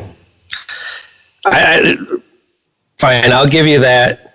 He's smart enough. I guess then there's nothing worth talking about when it comes to any of this, right? Because nobody's going to find anything on this guy because he's just too slick. I mean, it's not worth talking about, but you asked me what I thought was going to happen. I gave an answer. But where do you get this from? He's been. If he was, everyone likes to talk about how he's a failed businessman and all that. Dude, the guy is still rich. If he was an idiot, he'd have lost all his money by now, and he'd be the guy that we talked about in the 80s. See, he is smart enough to make sure none of this stuff connects to him. I'm telling you guys. He duped the whole country into getting elected president. You don't think he could cover up something like this? Or make sure it doesn't tie directly to him? First of all, he didn't dupe a whole country. He duped just enough. And he duped enough people to get the office of president. I'd say we talk about him every week like he's an idiot. He is in many respects, but I think there's a lot of things where he doesn't get enough credit. Well, you can be highly knowledgeable and intelligent in one area and be a complete bumbling jackass in most others. Yes, like me. I mean, there's plenty of athletes who are geniuses when it comes to how they see the game and understand the game, who would walk into a wall and try to fight it. I mean, that's not unheard of. To me, the bigger issue is he as bulletproof as I think he is, and I'm afraid he is. I feel like you do, Chris, but it's for a different reason. I just don't think I don't think anything's going to stick to him enough. People that hate him. The people that love him, and the people. And I mean, it's going to take people in his own party turning on him, and that's political suicide at this point. The number of Republicans who don't support Trump is minuscule compared to the ones who are all in with him. I mean, he has an 80% approval rating amongst Republicans. It is an overwhelming amount of people that support him. Meanwhile, he has barely 40% in the general population. So, higher than it was a year ago. Who in his party is? Well, sadly, because it's the economy, stupid, those people, hey, my stocks are doing better than they were, so whatever. And I mean, there's a lot of people that I don't respect that type of outlook. I mean, I don't know if respect is the right word. I understand it. I mean, Todd did bring up a very valid point. Can you blame someone for voting in their own best interest? I mean, we see people vote against their own best interest. We call them stupid. So which way is it? But still, that doesn't change the fact that I don't see any Republicans rising up and going, you know what? This guy is an embarrassment to the party. Furthermore, he's an embarrassment to this entire fucking country. And the Democrats and his detractors doing it is, and once again, fish have got to swim. That is what is expected from them. It was the exact same with Obama and the people that hated him. Any criticism that came from Obama, any news story that came out against Obama from the hardcore Obama haters, you could almost always dismiss it out of hand as bullshit. So right there with you, Chris, sadly. And to answer a question from like half an hour ago, it's a tangential question too. The Republicans are going to have to, or the Democrats are going to have to win 41 seats in the House and 7 in the Senate in November to shift the balance of power. How do you get 7? Yeah, it's 7 seats in the Senate, but they have to win 42 in the House to shift the balance of power there. Right. So yeah, it might have to be a big win in November. You're talking about 41 seats in the House having to flip, or 42. But I thought the Republicans were only up by 2. There are 51 Republicans in the Senate, 47 Democrats in the Senate. There are 238 Republicans in the House of Representatives and 197 Democrats in the House of Representatives. And so where does 7 come from in order to flip the Senate? If you have 52 Republicans currently. There's 2 independents, and then there's 6 vacant seats in the House. And then, one chart earlier had 53 Republicans. Right. I'm asking specifically about the Senate, though. There's 52 Republican senators, right? One says 53, one says 51. So, yeah, we'll average it out. 52. One says, what are you reading? All right. So I don't know why it takes 7 because Democratic Congress senators. is both the House and the Senate. You need to flip 42 seats in the House to get the majority. Okay. I'm asking specifically about the Senate. Yes. And you keep lumping that number in with Congress. Because all of Congress has to approve impeachment, not just the Senate. It's just like anything else. It's got to go through the House, then the Senate. Okay, fine. 7 senators it is, whatever you say.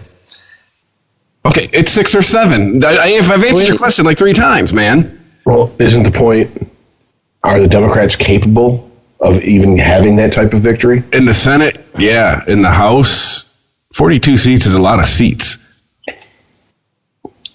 Well, that's 10% of the House. The House is 431 seats.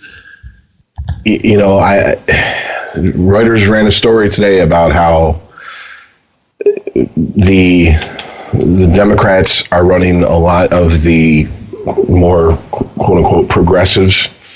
And yes, that does play in certain areas of the country, but how will it play in the middle of the country? And I'm personally, I'm afraid they're going to do what they always do. They're going to focus on, okay, let's preach to the choir that we already got in our back pocket and ignore everybody in the middle of the country. And they can't keep doing that, and they're not going to win with that strategy. And just to be brutally honest, running out that tired ass identity politics shit ain't going to help you win in the middle of this country. That is proven to be the kiss of death to them. I mean, how hard is it to pivot and make your message, we need to strengthen the middle class, we need to focus on individual rights and freedoms, et cetera, without demonizing groups of people and playing the oppression Olympics? Yeah, well, that's how he won, right? He played up. Fuck. He probably was in the middle of the country more than Hillary was. Fuck, he was just the other day, another rally in West Virginia. First of all, why does he love West Virginia so much? Coal miners. And second of all, you won 2 years ago. Why are we still wasting? Federal money was wasted on it. So thanks for that. That's the stuff that bothers me more than all this other shit. You know, what taxpayer money was used to get him there. It was used to set the thing up. And then what? Is this grand military parade still happening too?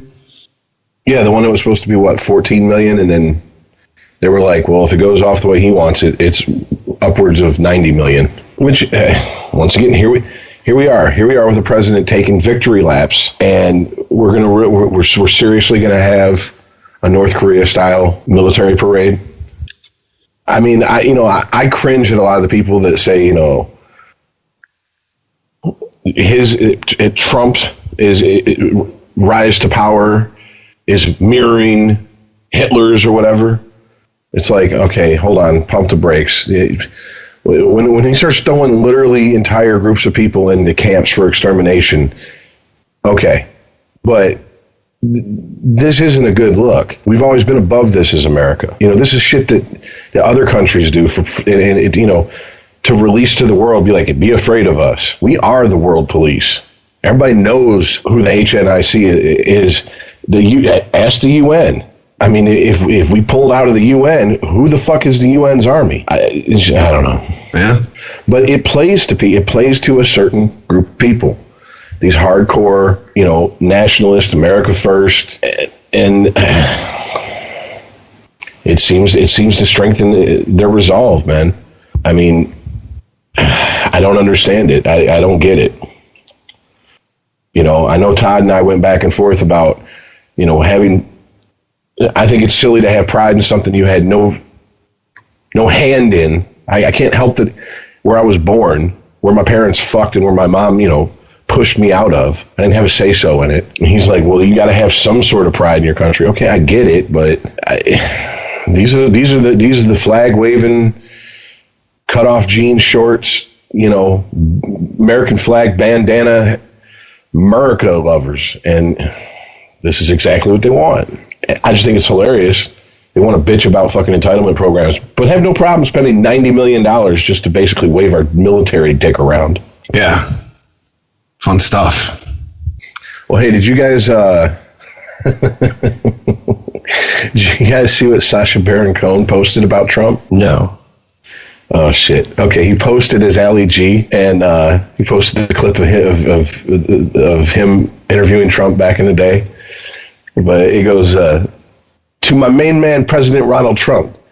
Check out when you colluded with me for a few years ago and you corrected all them stupid fake news scientists who said that humanoids have only been around for 300,000 years. Yesterday it was proven in the courts that you was a crook. Respect. You was a genuine gangster. And it turns out most of your crew are in it. 4 guilty so far. You is the Suge Knight of world leaders, isn't it? Also, enough respect for boning all them porn stars, but why is you paying them money to keep quiet about it? It ain't because you got a tiny dong. You told everyone it was massive on the telly. And one thing you ain't is a liar. Anyways, peace out. You is an inspiration for young people. Show them that you can become president of America without having to give up a life of crime. Big up yourself, OG. Actually, is inspiration actually spelled with an H? Yes, inspiration. Inspiration. Love that. Oh God, his new show is just as good as the Ali G show, if not better. That's something. I'm a big fan. I've only seen like the little cut up clips that are on the internet. I haven't watched the whole show, but it seems like it's pissing off a lot of people from all over the place. And usually when something does that, it means it's hitting pretty close to the mark. So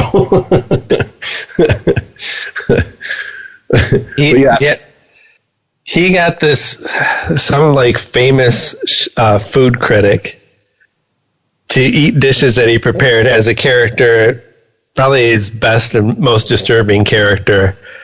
I forget his name, but he's an ex-convict. And he just looks like an old tatted up dude.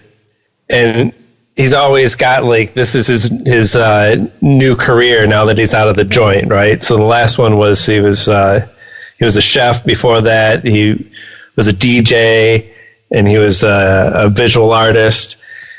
But he prepares this meal. He tells a story about how he tried to get some veal smuggled into the prison, and the only way it could get smuggled in is the traditional way, in somebody's butt. So and that veal turned out to be the best veal that he's ever had in his life. And it was because it was constantly being massaged by the butt. Right? And then serves up this veal inside of a condom to the chef. Who then slices it open and is like eating this shit and talking about how delectable it is. Oh, and then serves him human flesh, or at least what he believes to be human flesh. That was legally obtained from somebody in Taiwan who donated their loin. Well, if I remember correctly, there was like one of those strange facts websites that I saw a few years ago that said cannibalism and it had, I can't remember the number of states, but it's legal as long as both parties are consenting. I'm like, but you can't get a blowjob in half the states below the Mason-Dixon line still, but you can fucking eat someone as long as they consent to it? All right. Yeah, I wonder, does payment come into that? Like, if you pay somebody for a body part to eat, is that still legal? How much you think I could get for a pinky toe? That'd be like an hors d'oeuvre. I'll get you a pinky right now. Yeah, you want a toe? I'll get you a toe. Yeah, painted or unpainted.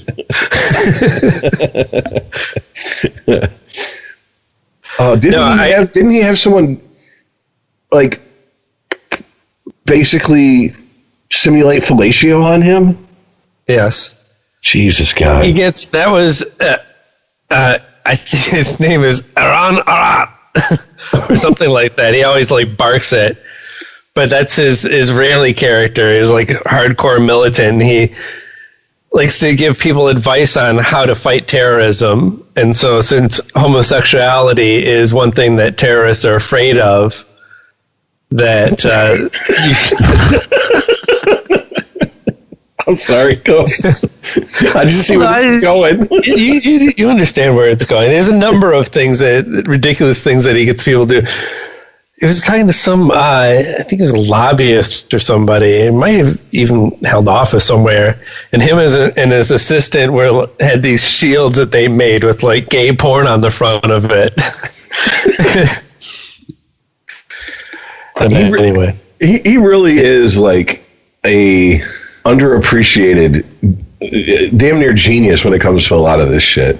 Mm-hmm. Like Sacha Baron Cohen doesn't get a lot of the credit he deserves because people focus on the crazier shit. But I mean, the more I hear about this show, the more I'm like, okay, this is really putting a mirror up to society, going, look how fucking stupid we actually are. Mm-hmm. Yeah, and a lot of this show it's not just about, getting bigots and conservatives on the show to, have them reveal their secret beliefs or desires or whatnot. A lot of this, I mean, it's the shit sprays everywhere. Let's say, yeah, from what I've heard, the left also seems to be fair game on this show. Absolutely. His ex-con character is one of them. He plays some like old liberal professor with a ponytail. Yeah, what did he say the other day? He had to go through the offensive and misogynist act of impregnating his wife.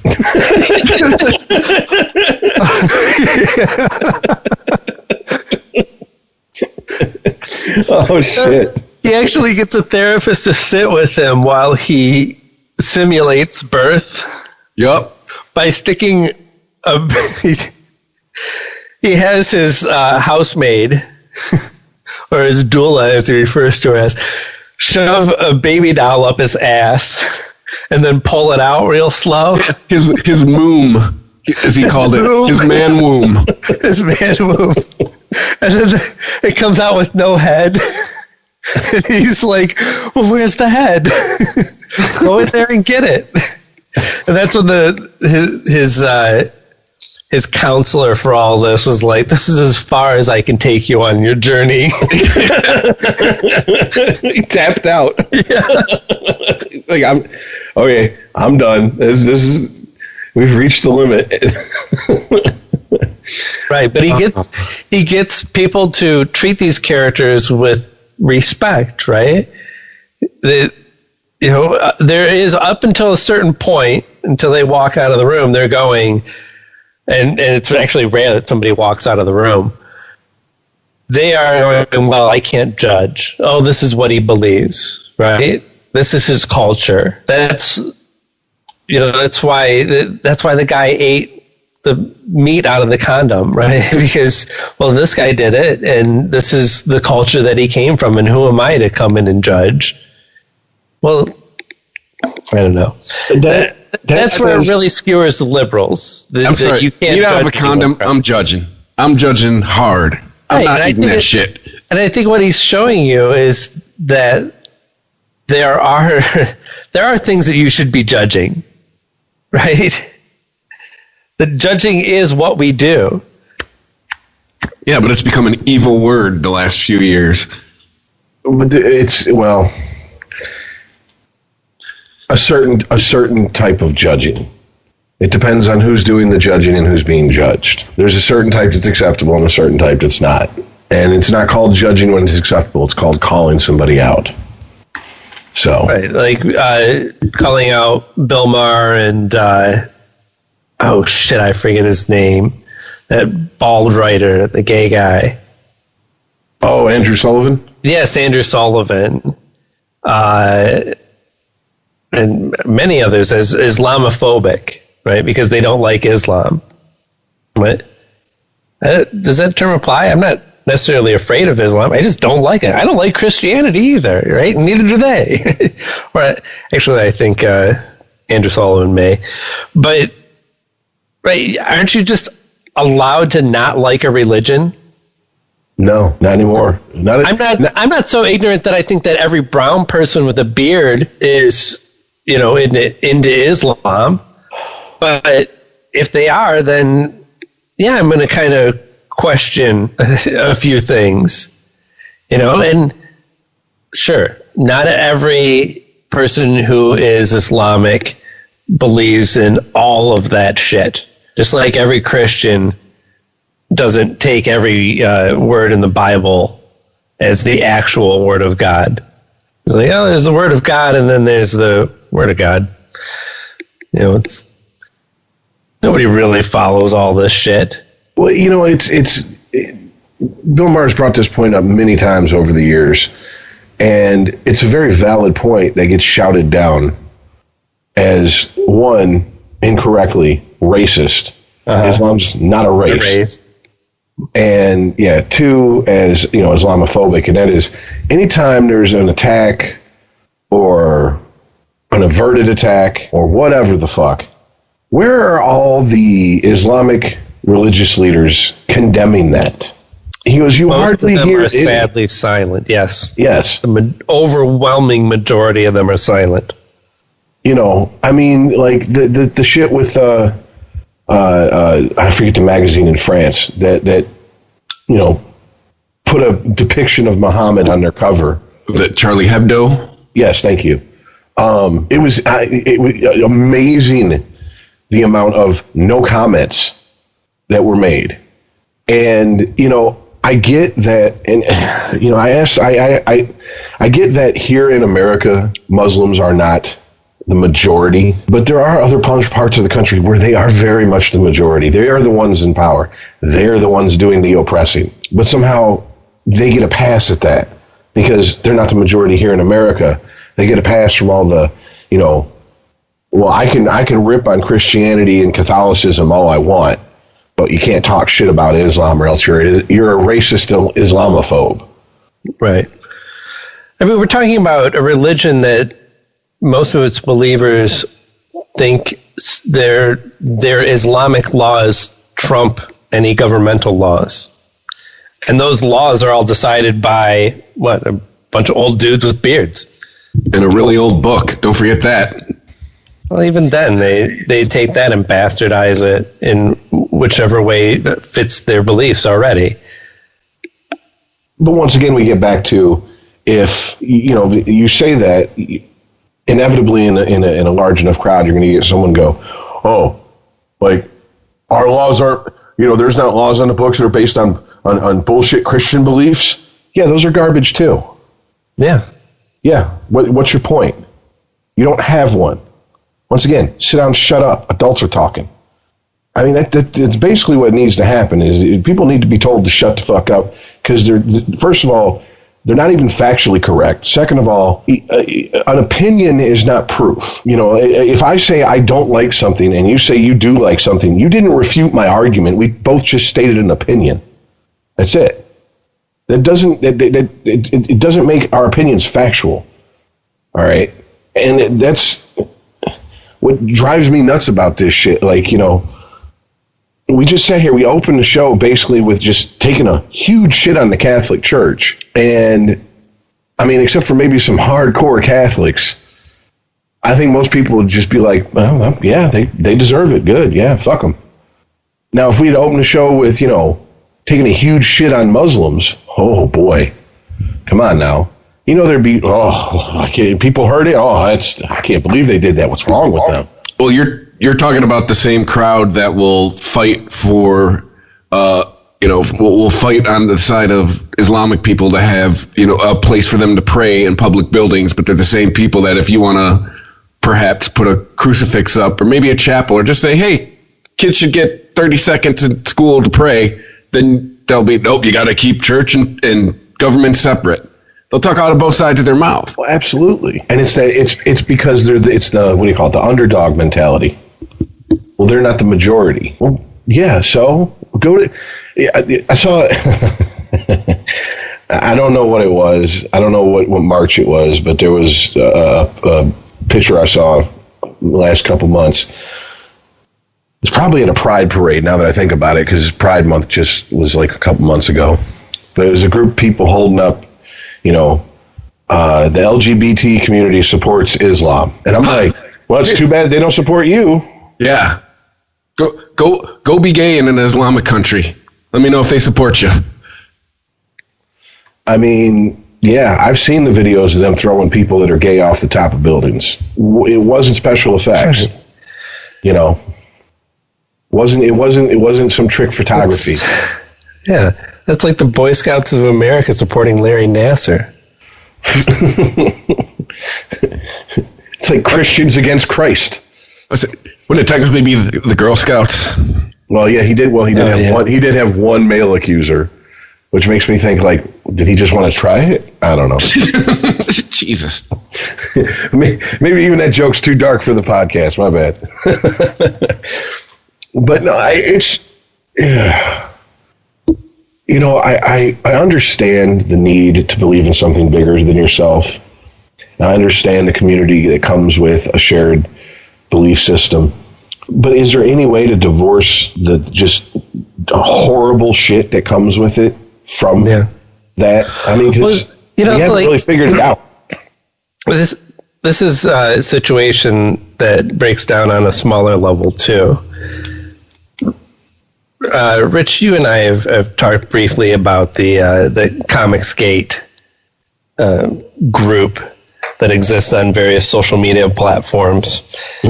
And one of their leaders, I guess for lack of a better word, is a writer named Ethan Van Shriver. And this is a group of people who believe that it's actually really unclear totally what they believe, but you can infer through their anger over, Thor being portrayed by a woman in the comics, or Wolverine by a woman, or Batgirl being gay, or something, or whatever. I'm sorry, Batwoman. That they're really just about anything that doesn't remind them of the masculine comics of yesteryear that they remember, right? This idea that, it's all about men are men and women are just eye candy. And the social justice warriors are coming in and taking over our comics. Like, okay, if that's your belief, again, that's your belief. That's fine. Whatever. But now, what does that group do when they get together? Well, they organize and they harass people, right? Namely, this week it was the widow of Darwin Cook. And Darwin Cook, I think it was maybe over a year ago, maybe more. He passed away from cancer quite early in his life. Well, earlier than one should in this day and age. And it was just a fantastic artist. Has a very kind of retro style to it. But did some amazing books for DC and for Marvel. Also did a lot of adaptations of the Parker novels, which is just basically about a criminal who goes around beating people up and not dying. But anyway, he passed away, right? And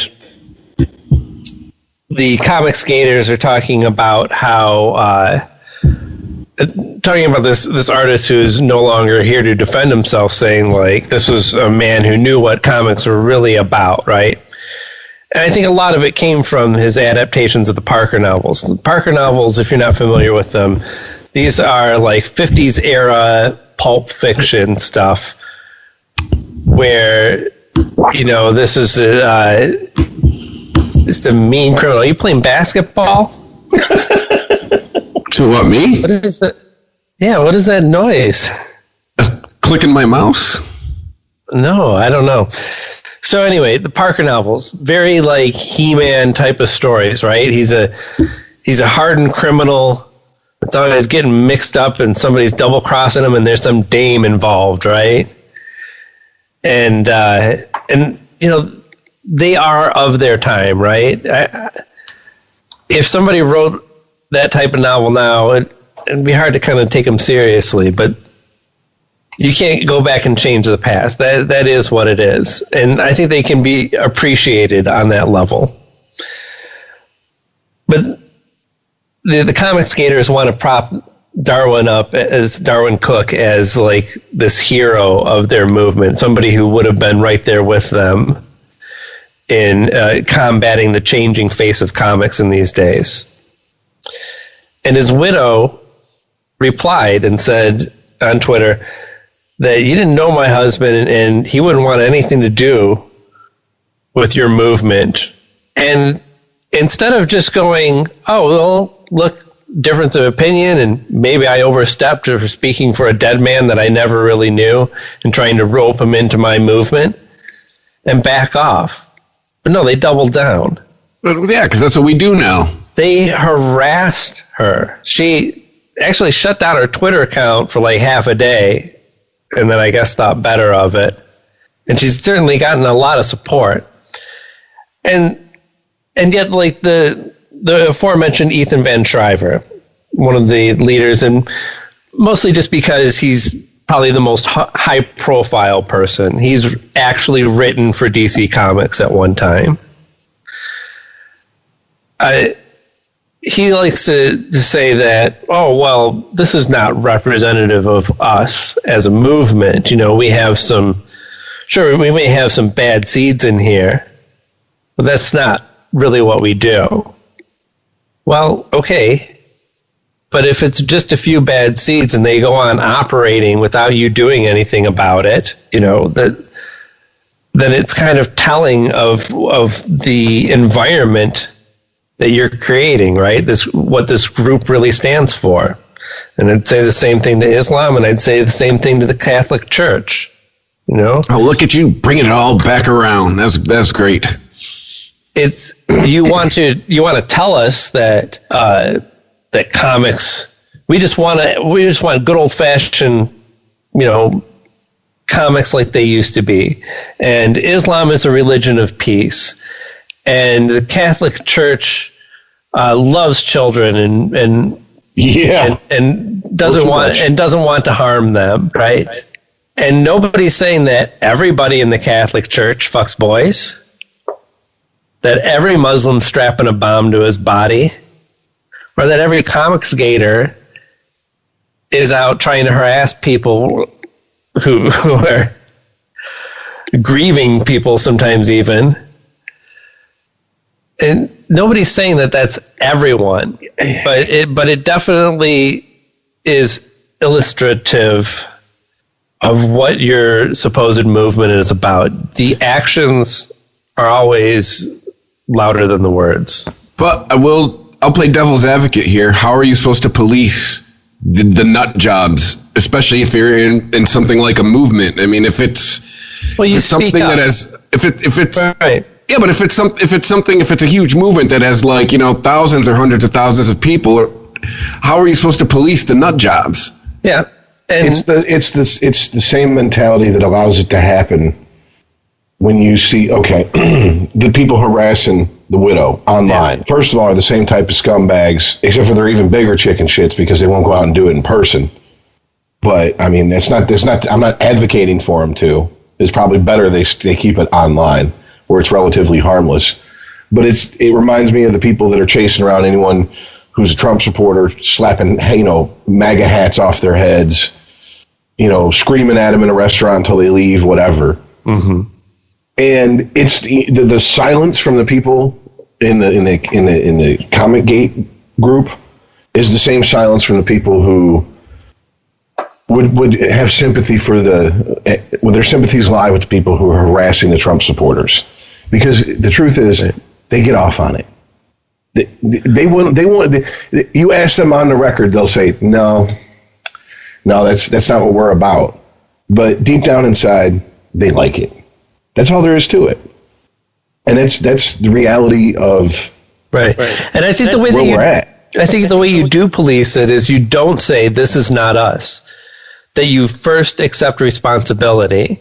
I kind of skimmed through the Pope's statement about the recent allegations, and while it seemed to have gone further than any Pope prior to addressing this issue, it still is kind of saying this isn't us. And this kind of mentality that this is something that they'll rise above and get through and they'll root out this evil. You have to say that this is us, right? Look, this is Islam. There's a part of Islam that is about killing other people. We have to accept that and therefore decide whether we want that to be representative of our religion or not. If you can just keep saying this isn't us, then you never have to make that decision. But in that discussion, you're talking about tearing down like thousands of years of tradition. That's a whole other conversation. But the other point I would argue that still. I mean, because you're talking about fundamentalists. Like everything in that book is real. I mean, the Christians and the Catholics have the same shit, and they're the same kind of nuts.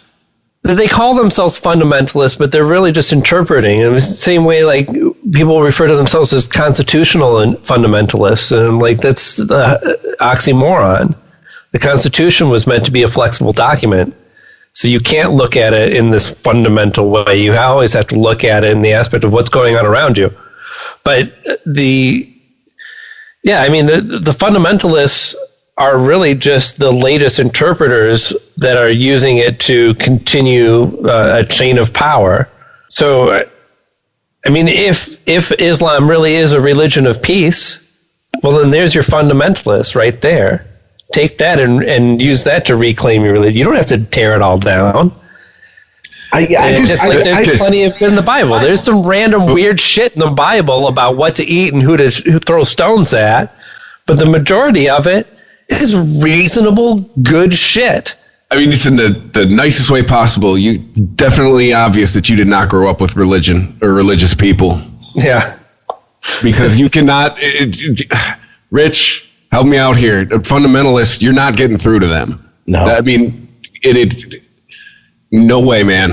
And it's everything in that book is It's black and white. It is literal. It is the inspired word of God, handed from God through divine inspiration to the people who wrote it. And when you go, well, how many times has it been translated and rewritten, and how many versions of it? You're telling me everybody who's ever translated it, rewritten it, you got the King James, you got the NIV, all these different versions. You tell me they're all divinely inspired, and they'll look you dead in the face and say, yep. And they'll use the Bible because the Bible says anyone who questions anything in the Bible is wrong. So if you question anything, it's this whole circular logic thing. Well, it's right because the Bible tells me so, and I know I'm right because the Bible tells me so. Right, but it's also directly contrary, because if you believe that the Bible is the Word of God, but yet your interpretation of the Word of God is coming from other humans, right? You're believing them to unreasonable people. You're just believing other humans. You're not actually getting the Word of God. If you believe that's the Word of God, then you should read it and get your own interpretation from that, right? If that aligns with what your priests or whatever is, great. If that, that shouldn't it be that that's the way that you find your religion? Yes. You're asking unreasonable people to use reason, though. That's pretty much what you're getting at there. But there is kind of what you're talking about. That does happen. I don't know about Catholicism. I wasn't raised Catholic, but there is, there's not a term for it. It's like doctor shopping, but you do it with pastors. And I've known people that have moved to a new area and they'll go to a church and they're like, I don't like the spin that this pastor puts on his gospel and his sermons. So I go to another church and this one rubs me the wrong way too. And I go to another, okay, I like his. But they will all admit, they all refuse to admit that these people are giving different interpretations of the same text. They just don't like the way he delivered the message. They soften the blow by saying that.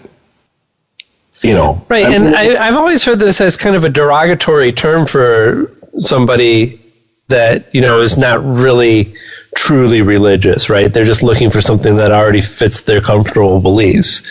And yet, as opposed to what? Being slavish to the church because it's the one that was on the corner of where you fucking grew up? Yeah. Yeah, dude. Religious people, they're wired different, man. Well, at a certain point, it's like you're in this because you then don't have to think about any of this shit. Yes, you can take somebody else's word for it. Well, what has been? Well, I guess this is a question more for Chris, because I don't know if it's like this in Catholicism, but in my lifetime, I've noticed that there's been a pretty big shift away from the hellfire brimstone preaching in the Protestant religions that I've had contact with, more towards the God is love and all this focus on the positive stuff. And there's now this shift that I'm starting to see, especially with family members and stuff they post on Facebook. But one of my family members posted an article about how we need to get back to biblical hatred. And it was jarring to read because it flies in the face of the new agey preaching style that I've heard for the majority of my life. But then I did some digging, and there is, that there is a groundswell of support for, let's go back to the hellfire and brimstone and preach what's going to happen to you if you don't follow what God tells you to do. Because that new agey shit is how you get will and grace. Exactly. I mean, basically this article was saying it's okay to hate gay people. It's okay to hate people from other religions who oppose your religion. Right. That's a healthy hatred because God hates them. Yeah, it's your duty to, right? Like, you should be hating on them so that they understand the evil that's inside of them. Otherwise, there's no hope for them to find heaven. But at the end of most of these articles I've read that are espousing this nonsense, they go back to the mealy mouth, wishy-washy, but ultimately you have to hate the sin and love the sinner. Because that's their escape hatch. That's how they get away with that. I don't hate you. God doesn't really hate you. He hates your sin. And if you would just stop that sin, you wouldn't incur God's wrath. Right. And I mean, which is really just saying, I hate anybody who doesn't conform to my beliefs. Yes. It's generally religion. Yeah. And it just so happens that these beliefs will be instilled in you when you're a child, when you don't question things that adults tell you. You take everything at face value. And if you are encased in a bubble with these type of people for most of your life and you never step out of that bubble, you'll never even think to question it. I mean, I think I brought this up before. When I started having a lot of contact with my dad's side of the family, as I got older, they're the type that, you go to eat at their house and they'll look at me and go, "Okay, you're our guest. Rich, lead us in grace." And I'm like, "No." Why not? Because I don't believe in it. You want me to pray to a God I don't believe in? I don't. If you come to my house and we sit down to eat and you want to pray, I'm not going to tell you can't pray. Go ahead. Pray all you want. Pray out loud if you want. I don't give a shit. Meanwhile, I'm eating. I like my food warm. Sorry. And, their attitude was, who's putting these ideas in your head? As if I couldn't come up with these thoughts on my own. And then it was, I had a family member try to go, I went through what you went through. You're questioning everything. You're walking around going, why do we call a tree a tree? And I'm like, no, that's not what it's like. Oh, Jesus Christ. I'm looking at shit like, how many people have come back from the dead? Nobody. How many people walk on water? Nobody. And if I am supposed to use my eyes, I remember a Cars video where Rick Ocasek walked on water, so I guess he's the second coming of Christ. Right. Which would explain how he got Paulina Poroskova. How many have actually even seen God? Well, some people, really, well, in a dream, but they could describe them really well. Or a piece of toast, a muffin. And it's their way of trying to soften. Now, if I was a complete stranger, they would probably go at me hard. But because I'm a family member and they love me, and in their mind, they want me to go to heaven with them. So they're trying. The fact that I'm a family member and the fact that they feel they have my best interest at heart. It's not, oh, you're speaking blasphemy. You need to be silenced. Shut it down. It's who put these ideas in your head? Someone's messing with you. And I'm like, yeah, the people that told me that there was talking snakes and burning bushes that God communicated through. Those people were fucking with me. You're absolutely right. You can't really get anywhere with them. And that's one of the reasons, sadly, that I have family members I was very close with for a lot of years, especially after my dad died. And we just don't talk very often because they can't go a half hour without injecting Jesus and God into everything they talk about. And I can only take it so long before I have to say something.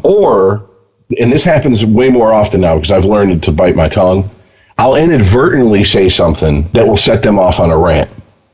Like, perfect example, I had a family member who used to watch The Walking Dead. We would call, we would talk about it. He'd ask me about what happened in the comic books, and we'd compare it to the TV show. It was like, we both enjoyed it. We talked about it. He became born again. I brought up The Walking Dead, and the conversation shut down because that's not of God. Get the fuck out. I would hang up. I don't watch that show. That show glorifies death. And the only person that can beat death is Jesus and and God in heaven. That's the only people. So that shows not of God. In other words, that shows worldly, aka demonic.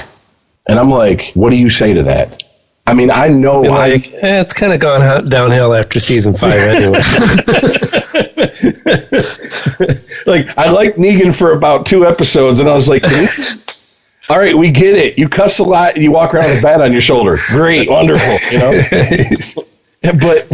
But no, seriously. I mean, I know that I've had back and forths with various co-hosts on this show, but I mean, I honestly just stop.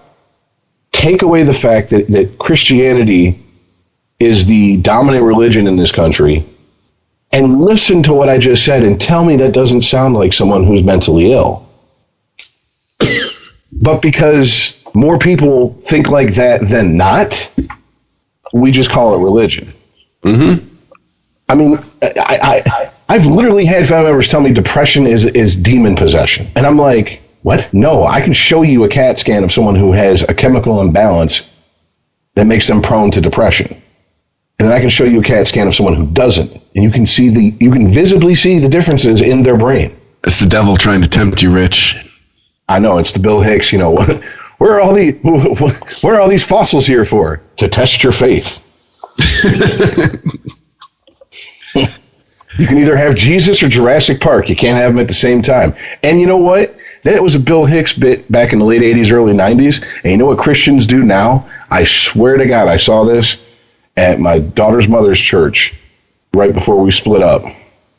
They got coloring books with Jesus and dinosaurs walking around together. That's how they said, no, dinosaurs existed. They just didn't get on the ark. That's what happened. And I'm like, you got your timeline fucked up. You got Jesus next to a dinosaur. The flood happened before Jesus was born. You can't even get your own timeline straight. Oh, you're doing what I love to do. I love using my knowledge of their own book against them. It's entertaining for me. It's just, look, I've always said this on this show, and I've said it to anybody in my personal life. I'm a hopeful agnostic. I hope there's something more. Because if this is it, we're just a big cosmic fart. There probably isn't, man. Evidence is pointing to a cosmic fart. Yes, I absolutely agree with you. But I'm hopeful. But I'm not going to live my life or not live my life a certain way based on that hope. Especially when there's over 2,000 recognized religions in the world, and I'm supposedly, I just so happen to be born in a family that picked the right one. Yeah. No, that is odds that I have never been that lucky. I don't buy green bananas. Okay. If there is any sort of afterlife, it's just something that's going to happen to everyone the same way, right? It's not going to be some kind of after party that you may or may not be invited to. I just love South Park's take on it. Well, bad news is y'all picked the wrong religion, you're going to hell. What was the right one? Mormonism. Oh. I made a joke the night my dad died to try to deal with it that I don't think everyone in the room appreciated. He had just passed away, and I just... After all the high emotions went away, I tried to crack a joke. I was like, quick, come back, tell us, was it all worth it? I think I'm the only person in the room that found that funny. Well, I mean, I don't know. Even when my dad died, my stepmother, up until his funeral, I would have swore that just according to everything I'd ever heard her say, she's an atheist. Like, dyed in the wool, there is absolutely nothing after this life except for oblivion. What happens when you die is the exact same that happened before you were born. Nothing. Consciousness stops. Okay. Well, my family started talking about, did Dad have a chance to, ask God to forgive him when he felt the heart attack coming on? Do you think he's going to go to heaven? And there was, this discussion, and, certain family members were like, I believe he had a chance to, so I believe he's in heaven and this and that. And I just kind of turned to my stepmother and I said, can you believe this shit? He's not even in the ground yet. And she looked at me and she goes, I felt his presence here. And I looked at her like, she must have thought like she grew an extra head or something. Because I was like, presence? No, he's dead. That's it. That's all there is to it. We are meat husks.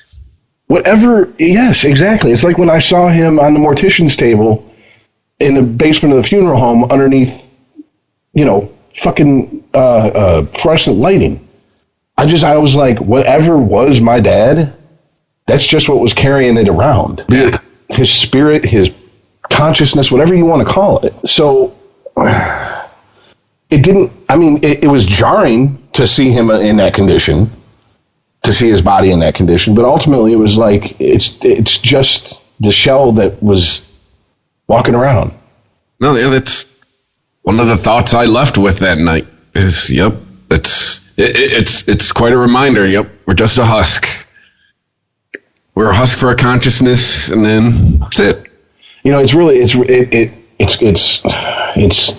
ironic, and it's really sad how much religion has divided my family. Because the quickest way to be excommunicated from my family is to not go along with, on my mom's side, the Southern Baptist stuff. On my dad's side, just more of the general, Christianity. I don't think they really label themselves any denomination. And isn't religion supposed to bring people together? Sense of community, like we were talking about earlier. And here it is, just driving wedges in between family members because, well, I can't handle talking to you because you don't believe the same thing I believe. And it's seeped over into, there's families that are torn apart over politics these days. Which is retarded. That's another conversation. Exactly. My brother said it best. He goes, you didn't come up with the Tumblr, the minute you say something I don't agree with, I write you off mentality that my generation has. And after I had that small heart attack, because he always bristles anytime I label anything of his generation, and he just did it to himself, I was like, wait a minute, so you see that? And he goes, oh, all the time. And I'm like, why aren't you? And you realize it's bullshit, right? And he goes, absolutely. Why the fuck don't you say something? You know what he says? Same thing we say on the show, because you can't get through to these people. They're the true believers. Yep. It goes deeper than just, hey, look, I support everybody's right to get married, regardless, gay, straight, doesn't matter to me. But I'm not, I don't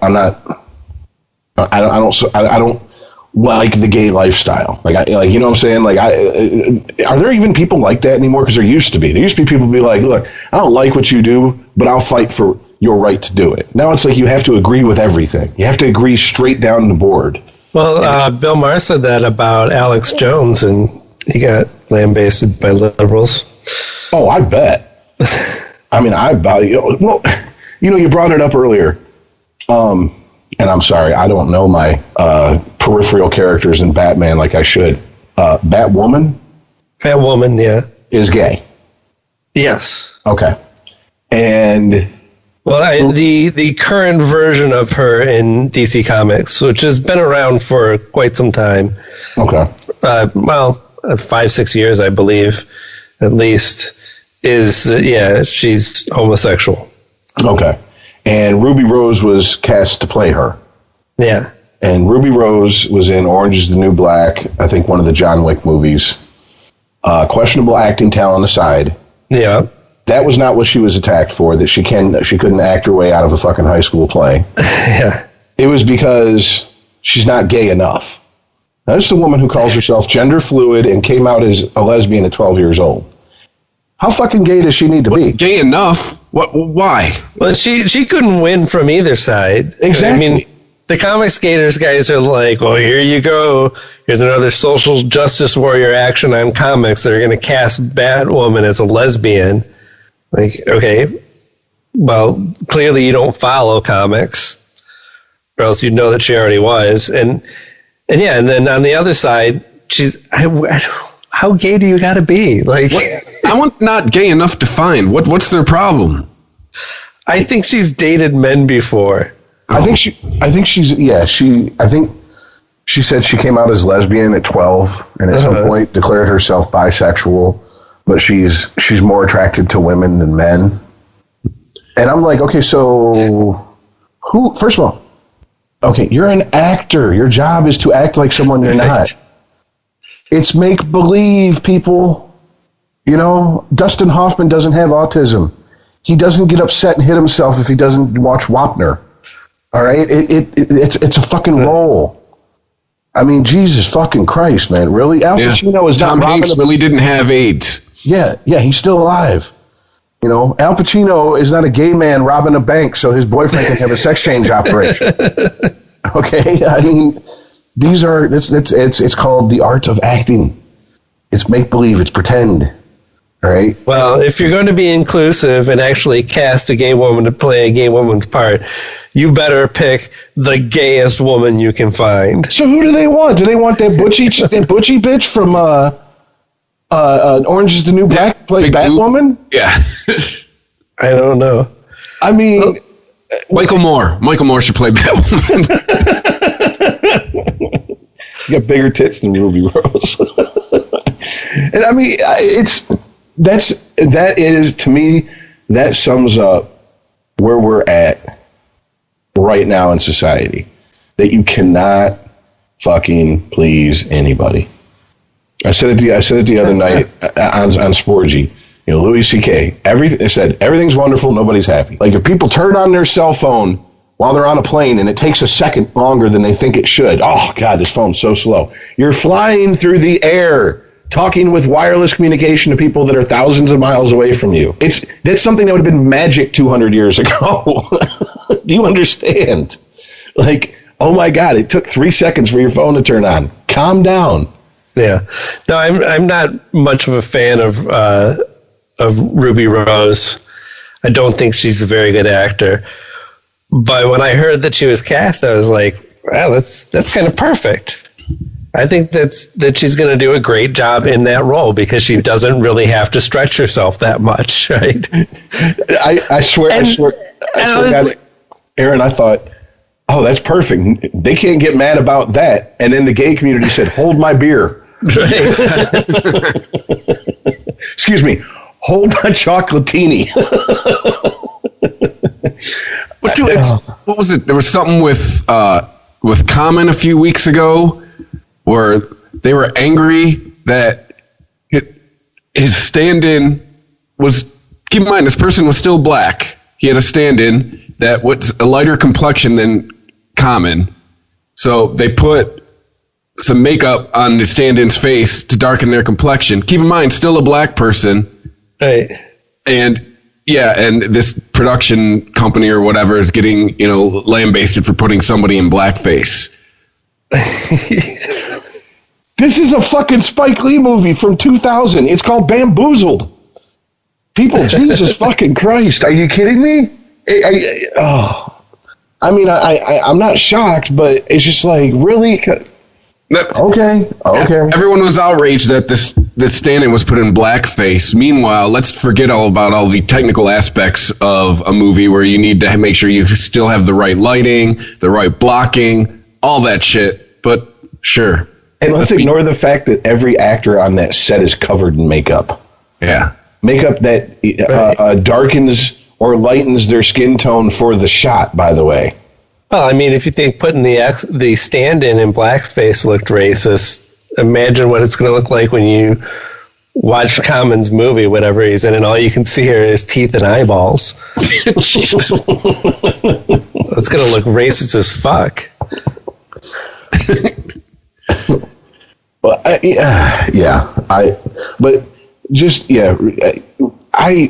I'm with you, Chris. What is gay enough? Like, I really want a definition of that. And that's the thing. Know.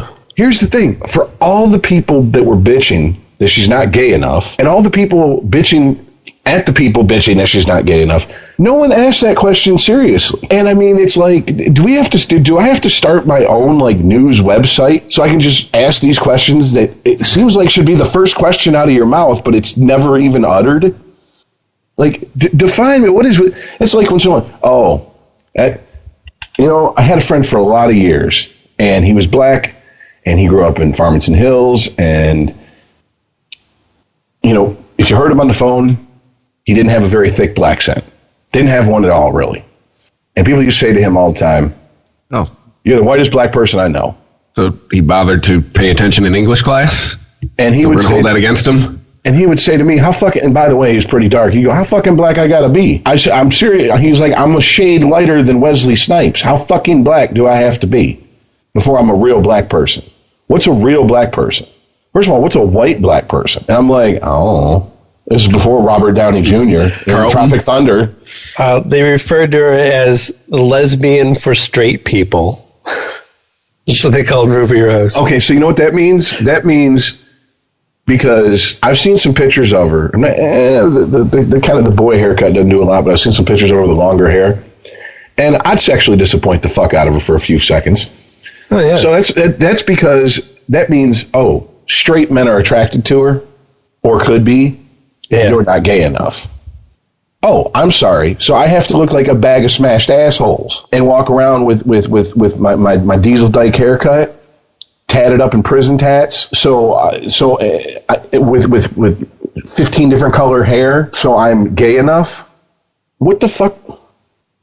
Isn't that body shaming? So I was thinking, I'm surprised that there isn't a campaign that all of these comic book movies are fat shaming people with their perfect bodies. Yeah, even the Blob wasn't all that fat in the Wolverine movie. I was like, Blob's looking a little buff to be the Blob. He's supposed to be like 2,000 pounds, man. But see, this is why I'm like, okay, it's so easy to get lost up your own ass once you start playing this game. I don't understand why we just don't, more people just refuse to play it. Like, case in point, we were talking about earlier. Someone calls you Islamophobic. Fine, I'm an Islamophobe. Stop throwing gay people off the roofs of buildings. How about that? How about we work on that one? Okay. Stop stoning women who dared to, not forgot to wear a burqa the proper way one day. Stop spewing your straight white male privilege at me, Rich. Well, okay. Well, you know what? I have the privilege. I might as well take advantage of it, right? I mean, that's one of the best responses I've heard to that. Actually, our co-host on Sporgy had one of the best responses to white privilege. He said, "Who's the racist? Is it me because you say I have white privilege, or is it the people that treat me differently than they treat black people because I'm white?" And I was like, Earl, where did you hear that? I'm like, did you come up with that on your own? Did you smoke some weed when Chris was down there? How did you get this insightful? And it's a very valid question, and it's a valid response to the accusation, because it always is. It's just an accusation. You have white privilege. Okay, well, do I demand I get white privilege, or do people treat me with white privilege? So who is the true racist? Yeah, if you were treating me different based on the color of my skin, I mean, should I get you a dictionary? Because it seems like textbook definition to me. I'm just over it. Like, when I talk to people and someone's like, "Oh, can't believe you said that," and 9 times out of 10, it's always some young white person, and I'm like, get over it. Stick around. It's going to get a lot bumpier of a ride here in a few minutes. Wait till I get on the roll. I'm just warming up because I'm tired of it. Okay, call me Eminem, baby. I am what you say I am. I don't care anymore because caring has gotten us nowhere. It's like it's like the live song where all this talking got us. Just right back at the beginning where we started off. That's one of the things in Todd's goodbye rant, I kind of agreed with, we have to start to move forward. The only way I can see to move forward is to go, fine, I don't give a shit what you got to say. And let's go. It's just, I don't care. Oh, I'm evil because I have a dick. All right, well, great, wonderful. I don't know what to tell you. I am evil. Who cares? Can we talk about something that matters now? And I mean, seems to be a fairly non-asshole-ish way to go about it, because you can't argue with the people. I mean, it's like, Chris, you know this. If you argue with a Christian, you're going to hell. No one loves to tell you you're going to hell quicker than a Christian. Well, what are you going to argue? You're like, what you just do is you go, didn't it strike you if I don't believe in God, I don't believe in hell, so it's pretty much an empty threat? That's like me saying aliens are going to abduct you. There's probably a higher probability of that happen than me going to hell, but you're not worried about it. It doesn't keep you up at night. So it all comes back to you can't change people's minds who don't want their minds changed. It's as simple as that. They don't want them changed. And getting back to the kind of the comic thing Eric was talking about earlier, I mean, and discourse is over. We just dig our heels in now. Yes, and that's what we do now. We're all terrible. Shit. We were talking about it last week. How there are shows that will be like, okay, here's our token gay guy, and he's every gay stereotype you can imagine. And we've done our bit for inclusiveness and tolerance. It's like, no, not really. You're promoting tokenism and you're pandering to people. There's nothing genuine behind it. You know, I was rewatching an episode of Black Mirror, and is that show made in the U.S. or is that made in the U.K.? It's the British show. Okay, this might explain it then. Can't just be regular Mirror, Rich. Yeah. With the non-social construct of race mirror. I was watching that show. Yeah. And it was the one where you date someone for a certain period of time. Well, the couple that ends up together was a white guy and a black guy. Or a white guy and a black woman. It wasn't like made a big deal of. It was treated just like it's treated, or it should be treated, if you see it in day-to-day life. Right. No big deal. That's what people bristle at, is when they're told and it's shoved in this is a big deal and you have to accept it. No, that's not how you get people to fucking accept or even listen to your side of anything. And it's become just crystal clear to me. We have a lot more people that are just taking sides and they don't care if anyone's listening to them. They just want someone to shout at. But I mean, I watched the show and it didn't even strike me until after I was done watching it. I'm like, oh, that was an interracial couple. Why? Because it wasn't a fucking plot point. Because it didn't fucking matter to the story. It didn't. Yeah. It wasn't, oh, they're an interracial couple in 1950s Georgia. Yeah, then that's a major plot point. They're an interracial couple in the near future. And it doesn't fucking matter whatsoever. They don't need to be celebrated, nor do they need to be denigrated. They just can be left alone to be fucking happy. Ta-da. Not that hard, folks. It reminds me of a quote from Morgan Freeman. It was from an interview a few years ago. It's on the Adam Carolla show a few months ago. Like, how are we supposed to stop racism? He goes, stop talking about it. His point was pretty much stop bringing it up all the time, and it'll be amazing about how the shit will probably work out. Because I think that if they'd have followed up, his thinking is probably because you can't really change how people fucking feel. If someone doesn't like black people, shaming them isn't going to make them change their fucking mind. Well, we're back to like talking to religious people here. Yeah, I mean, it wasn't the Scarlet Letter was a cautionary tale, not a how-to guide. All right, that's not how you get shit. That's not how shit works. And I guess that's what's so irritating when I see these and hear these so-called progressives talk about, we're going to drag people kicking and screaming. No, you're not. You are going against human nature. You are fighting instinct. Our instinct is when we are attacked to either fight, or freeze. And I think people are finding out. People got a lot more fight in them than they fucking expected. So much fight that they fucking put fucking Donald Trump in the White House. And it's like, you're hammering at that same nail with that piece of soap. And you're wondering why the nail won't go in. And when that piece of soap is fucking gone, you grab another piece of soap, but this time it's Irish Spring instead of Dove. So it's going to make a difference. It's not. You're using the wrong tool for the job. And it's like the whole, I can't remember if we talked about this, but Scarlett Johansson was going to play a transgendered man. That was a perfect opportunity. Yes, she's going to get a movie greenlit. She's going to get a movie to where people, financiers will sink millions of dollars in it because she's a draw. Instead of protesting until she quit the movie like she did, now the movie isn't even probably going to be made. If you want to get trans actors exposure, surround her with trans actors in juicy supporting role parts. Didn't Hilary Swank get an Oscar 20 years ago for doing the same thing? Yes. And I literally it's amazing how many people don't even know about that movie, who are all about trans rights. And I'm like, you've never seen Boys Don't Cry? You've never even heard of Brandon Tina? Yet you're going to yell at everybody that they're transphobic because they're ignorant of trans culture? Really? Seems like I know more about your so-called culture than you do. So you need to shut the fuck up. You got some learning to do, child. Now sit down and learn. But yeah, it's absolutely put trans actors in a supporting role. Get them exposure.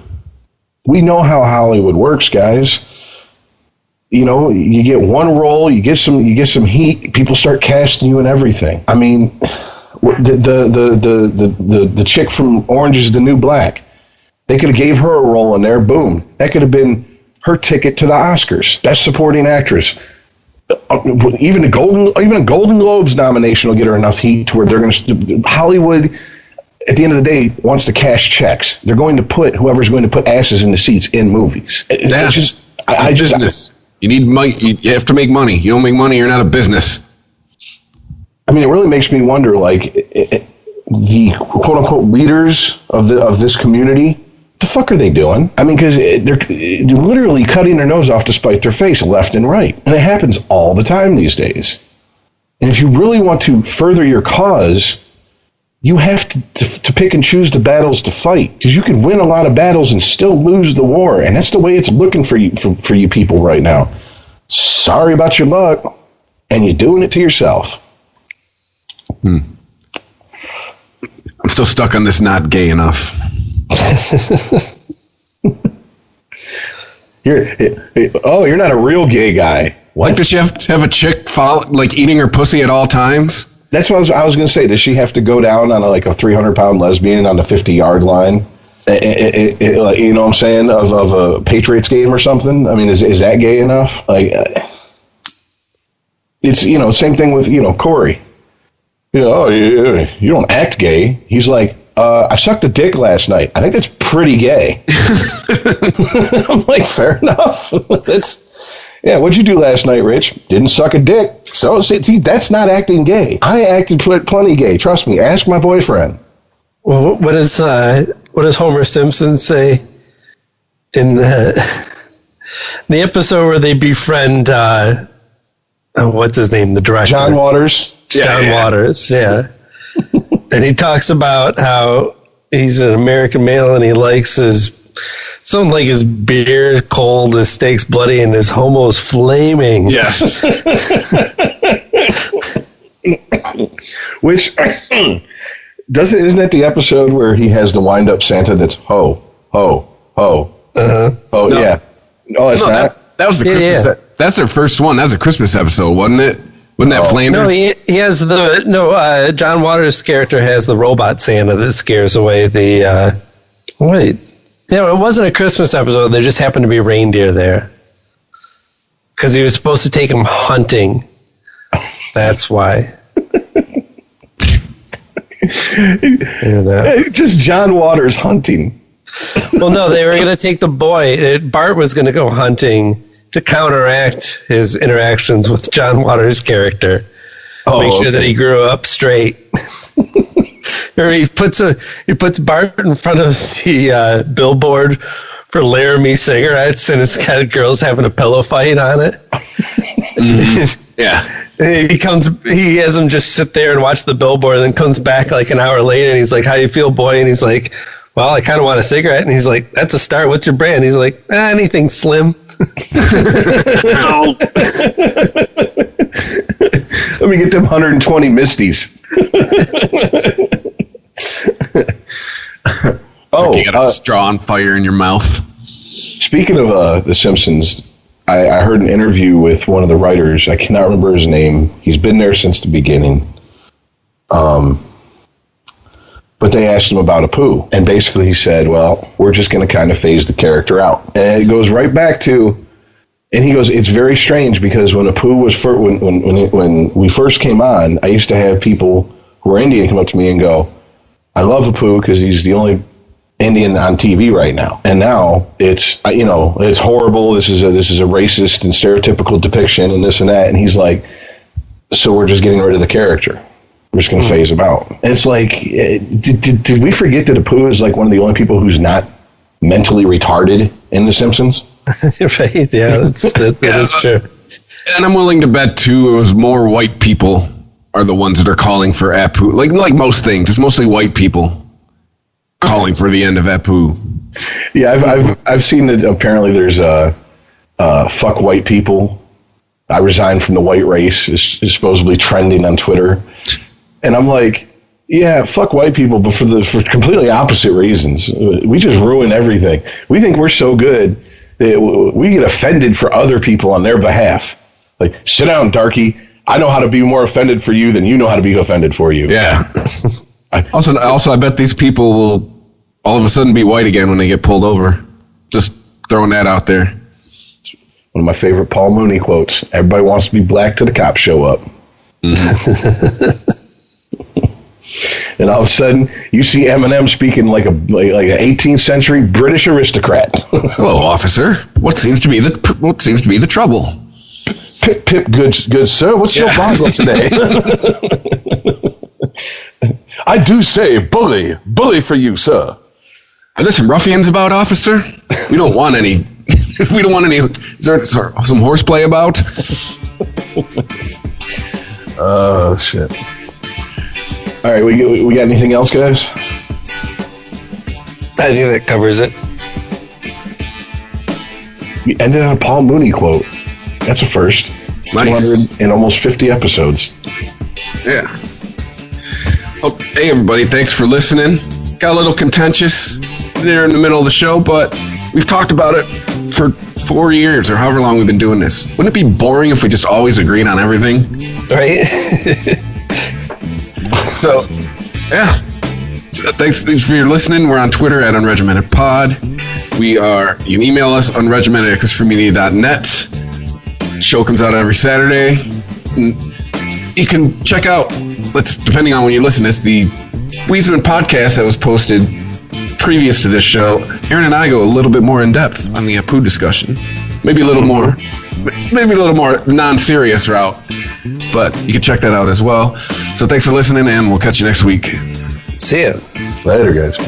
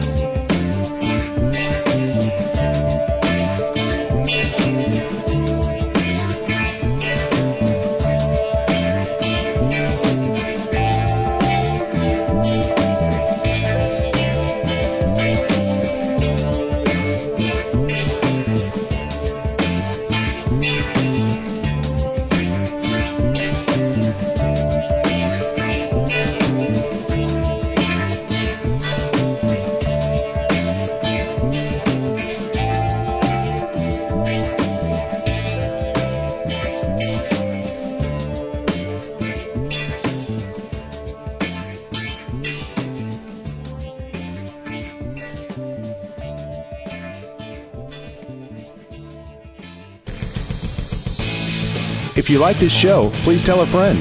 Please follow us on Twitter and like and share us on Facebook by searching for Christopher Media. You can subscribe to all ChristopherMedia.net shows for free on ChristopherMedia.net. Please make sure to rate and comment on all your favorite Christopher Media shows.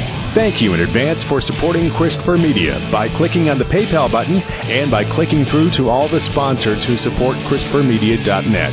Thank you for visiting ChristopherMedia.net, and thank you for listening. Thank you for visiting ChristopherMedia.net. Electrical pros, the Home Depot can help you put safety first with a 4-pack of Kidde FireX hardwire smoke detectors for just $39.97. Order these interconnected smoke alarms online and you put safety first. And that's followed by $10 savings on each pack, free delivery, and peace of mind knowing you got the right brand for fire safety. See? Put safety first and everything else follows when you order a 4-pack of Kidde smoke detectors for just $39.97. Only at the Home Depot. How doers get more done. U.S. only. Electrical pros, the Home Depot can help you put safety first with a 4-pack of Kidde FireX hardwire smoke detectors for just $39.97. Order these interconnected smoke alarms online and you put safety first. And that's followed by $10 savings on each pack, free delivery, and peace of mind knowing you got the right brand for fire safety. See? Put safety first and everything else follows when you order a 4-pack of Kidde smoke detectors for just $39.97. Only at the Home Depot. How doers get more done. U.S. only.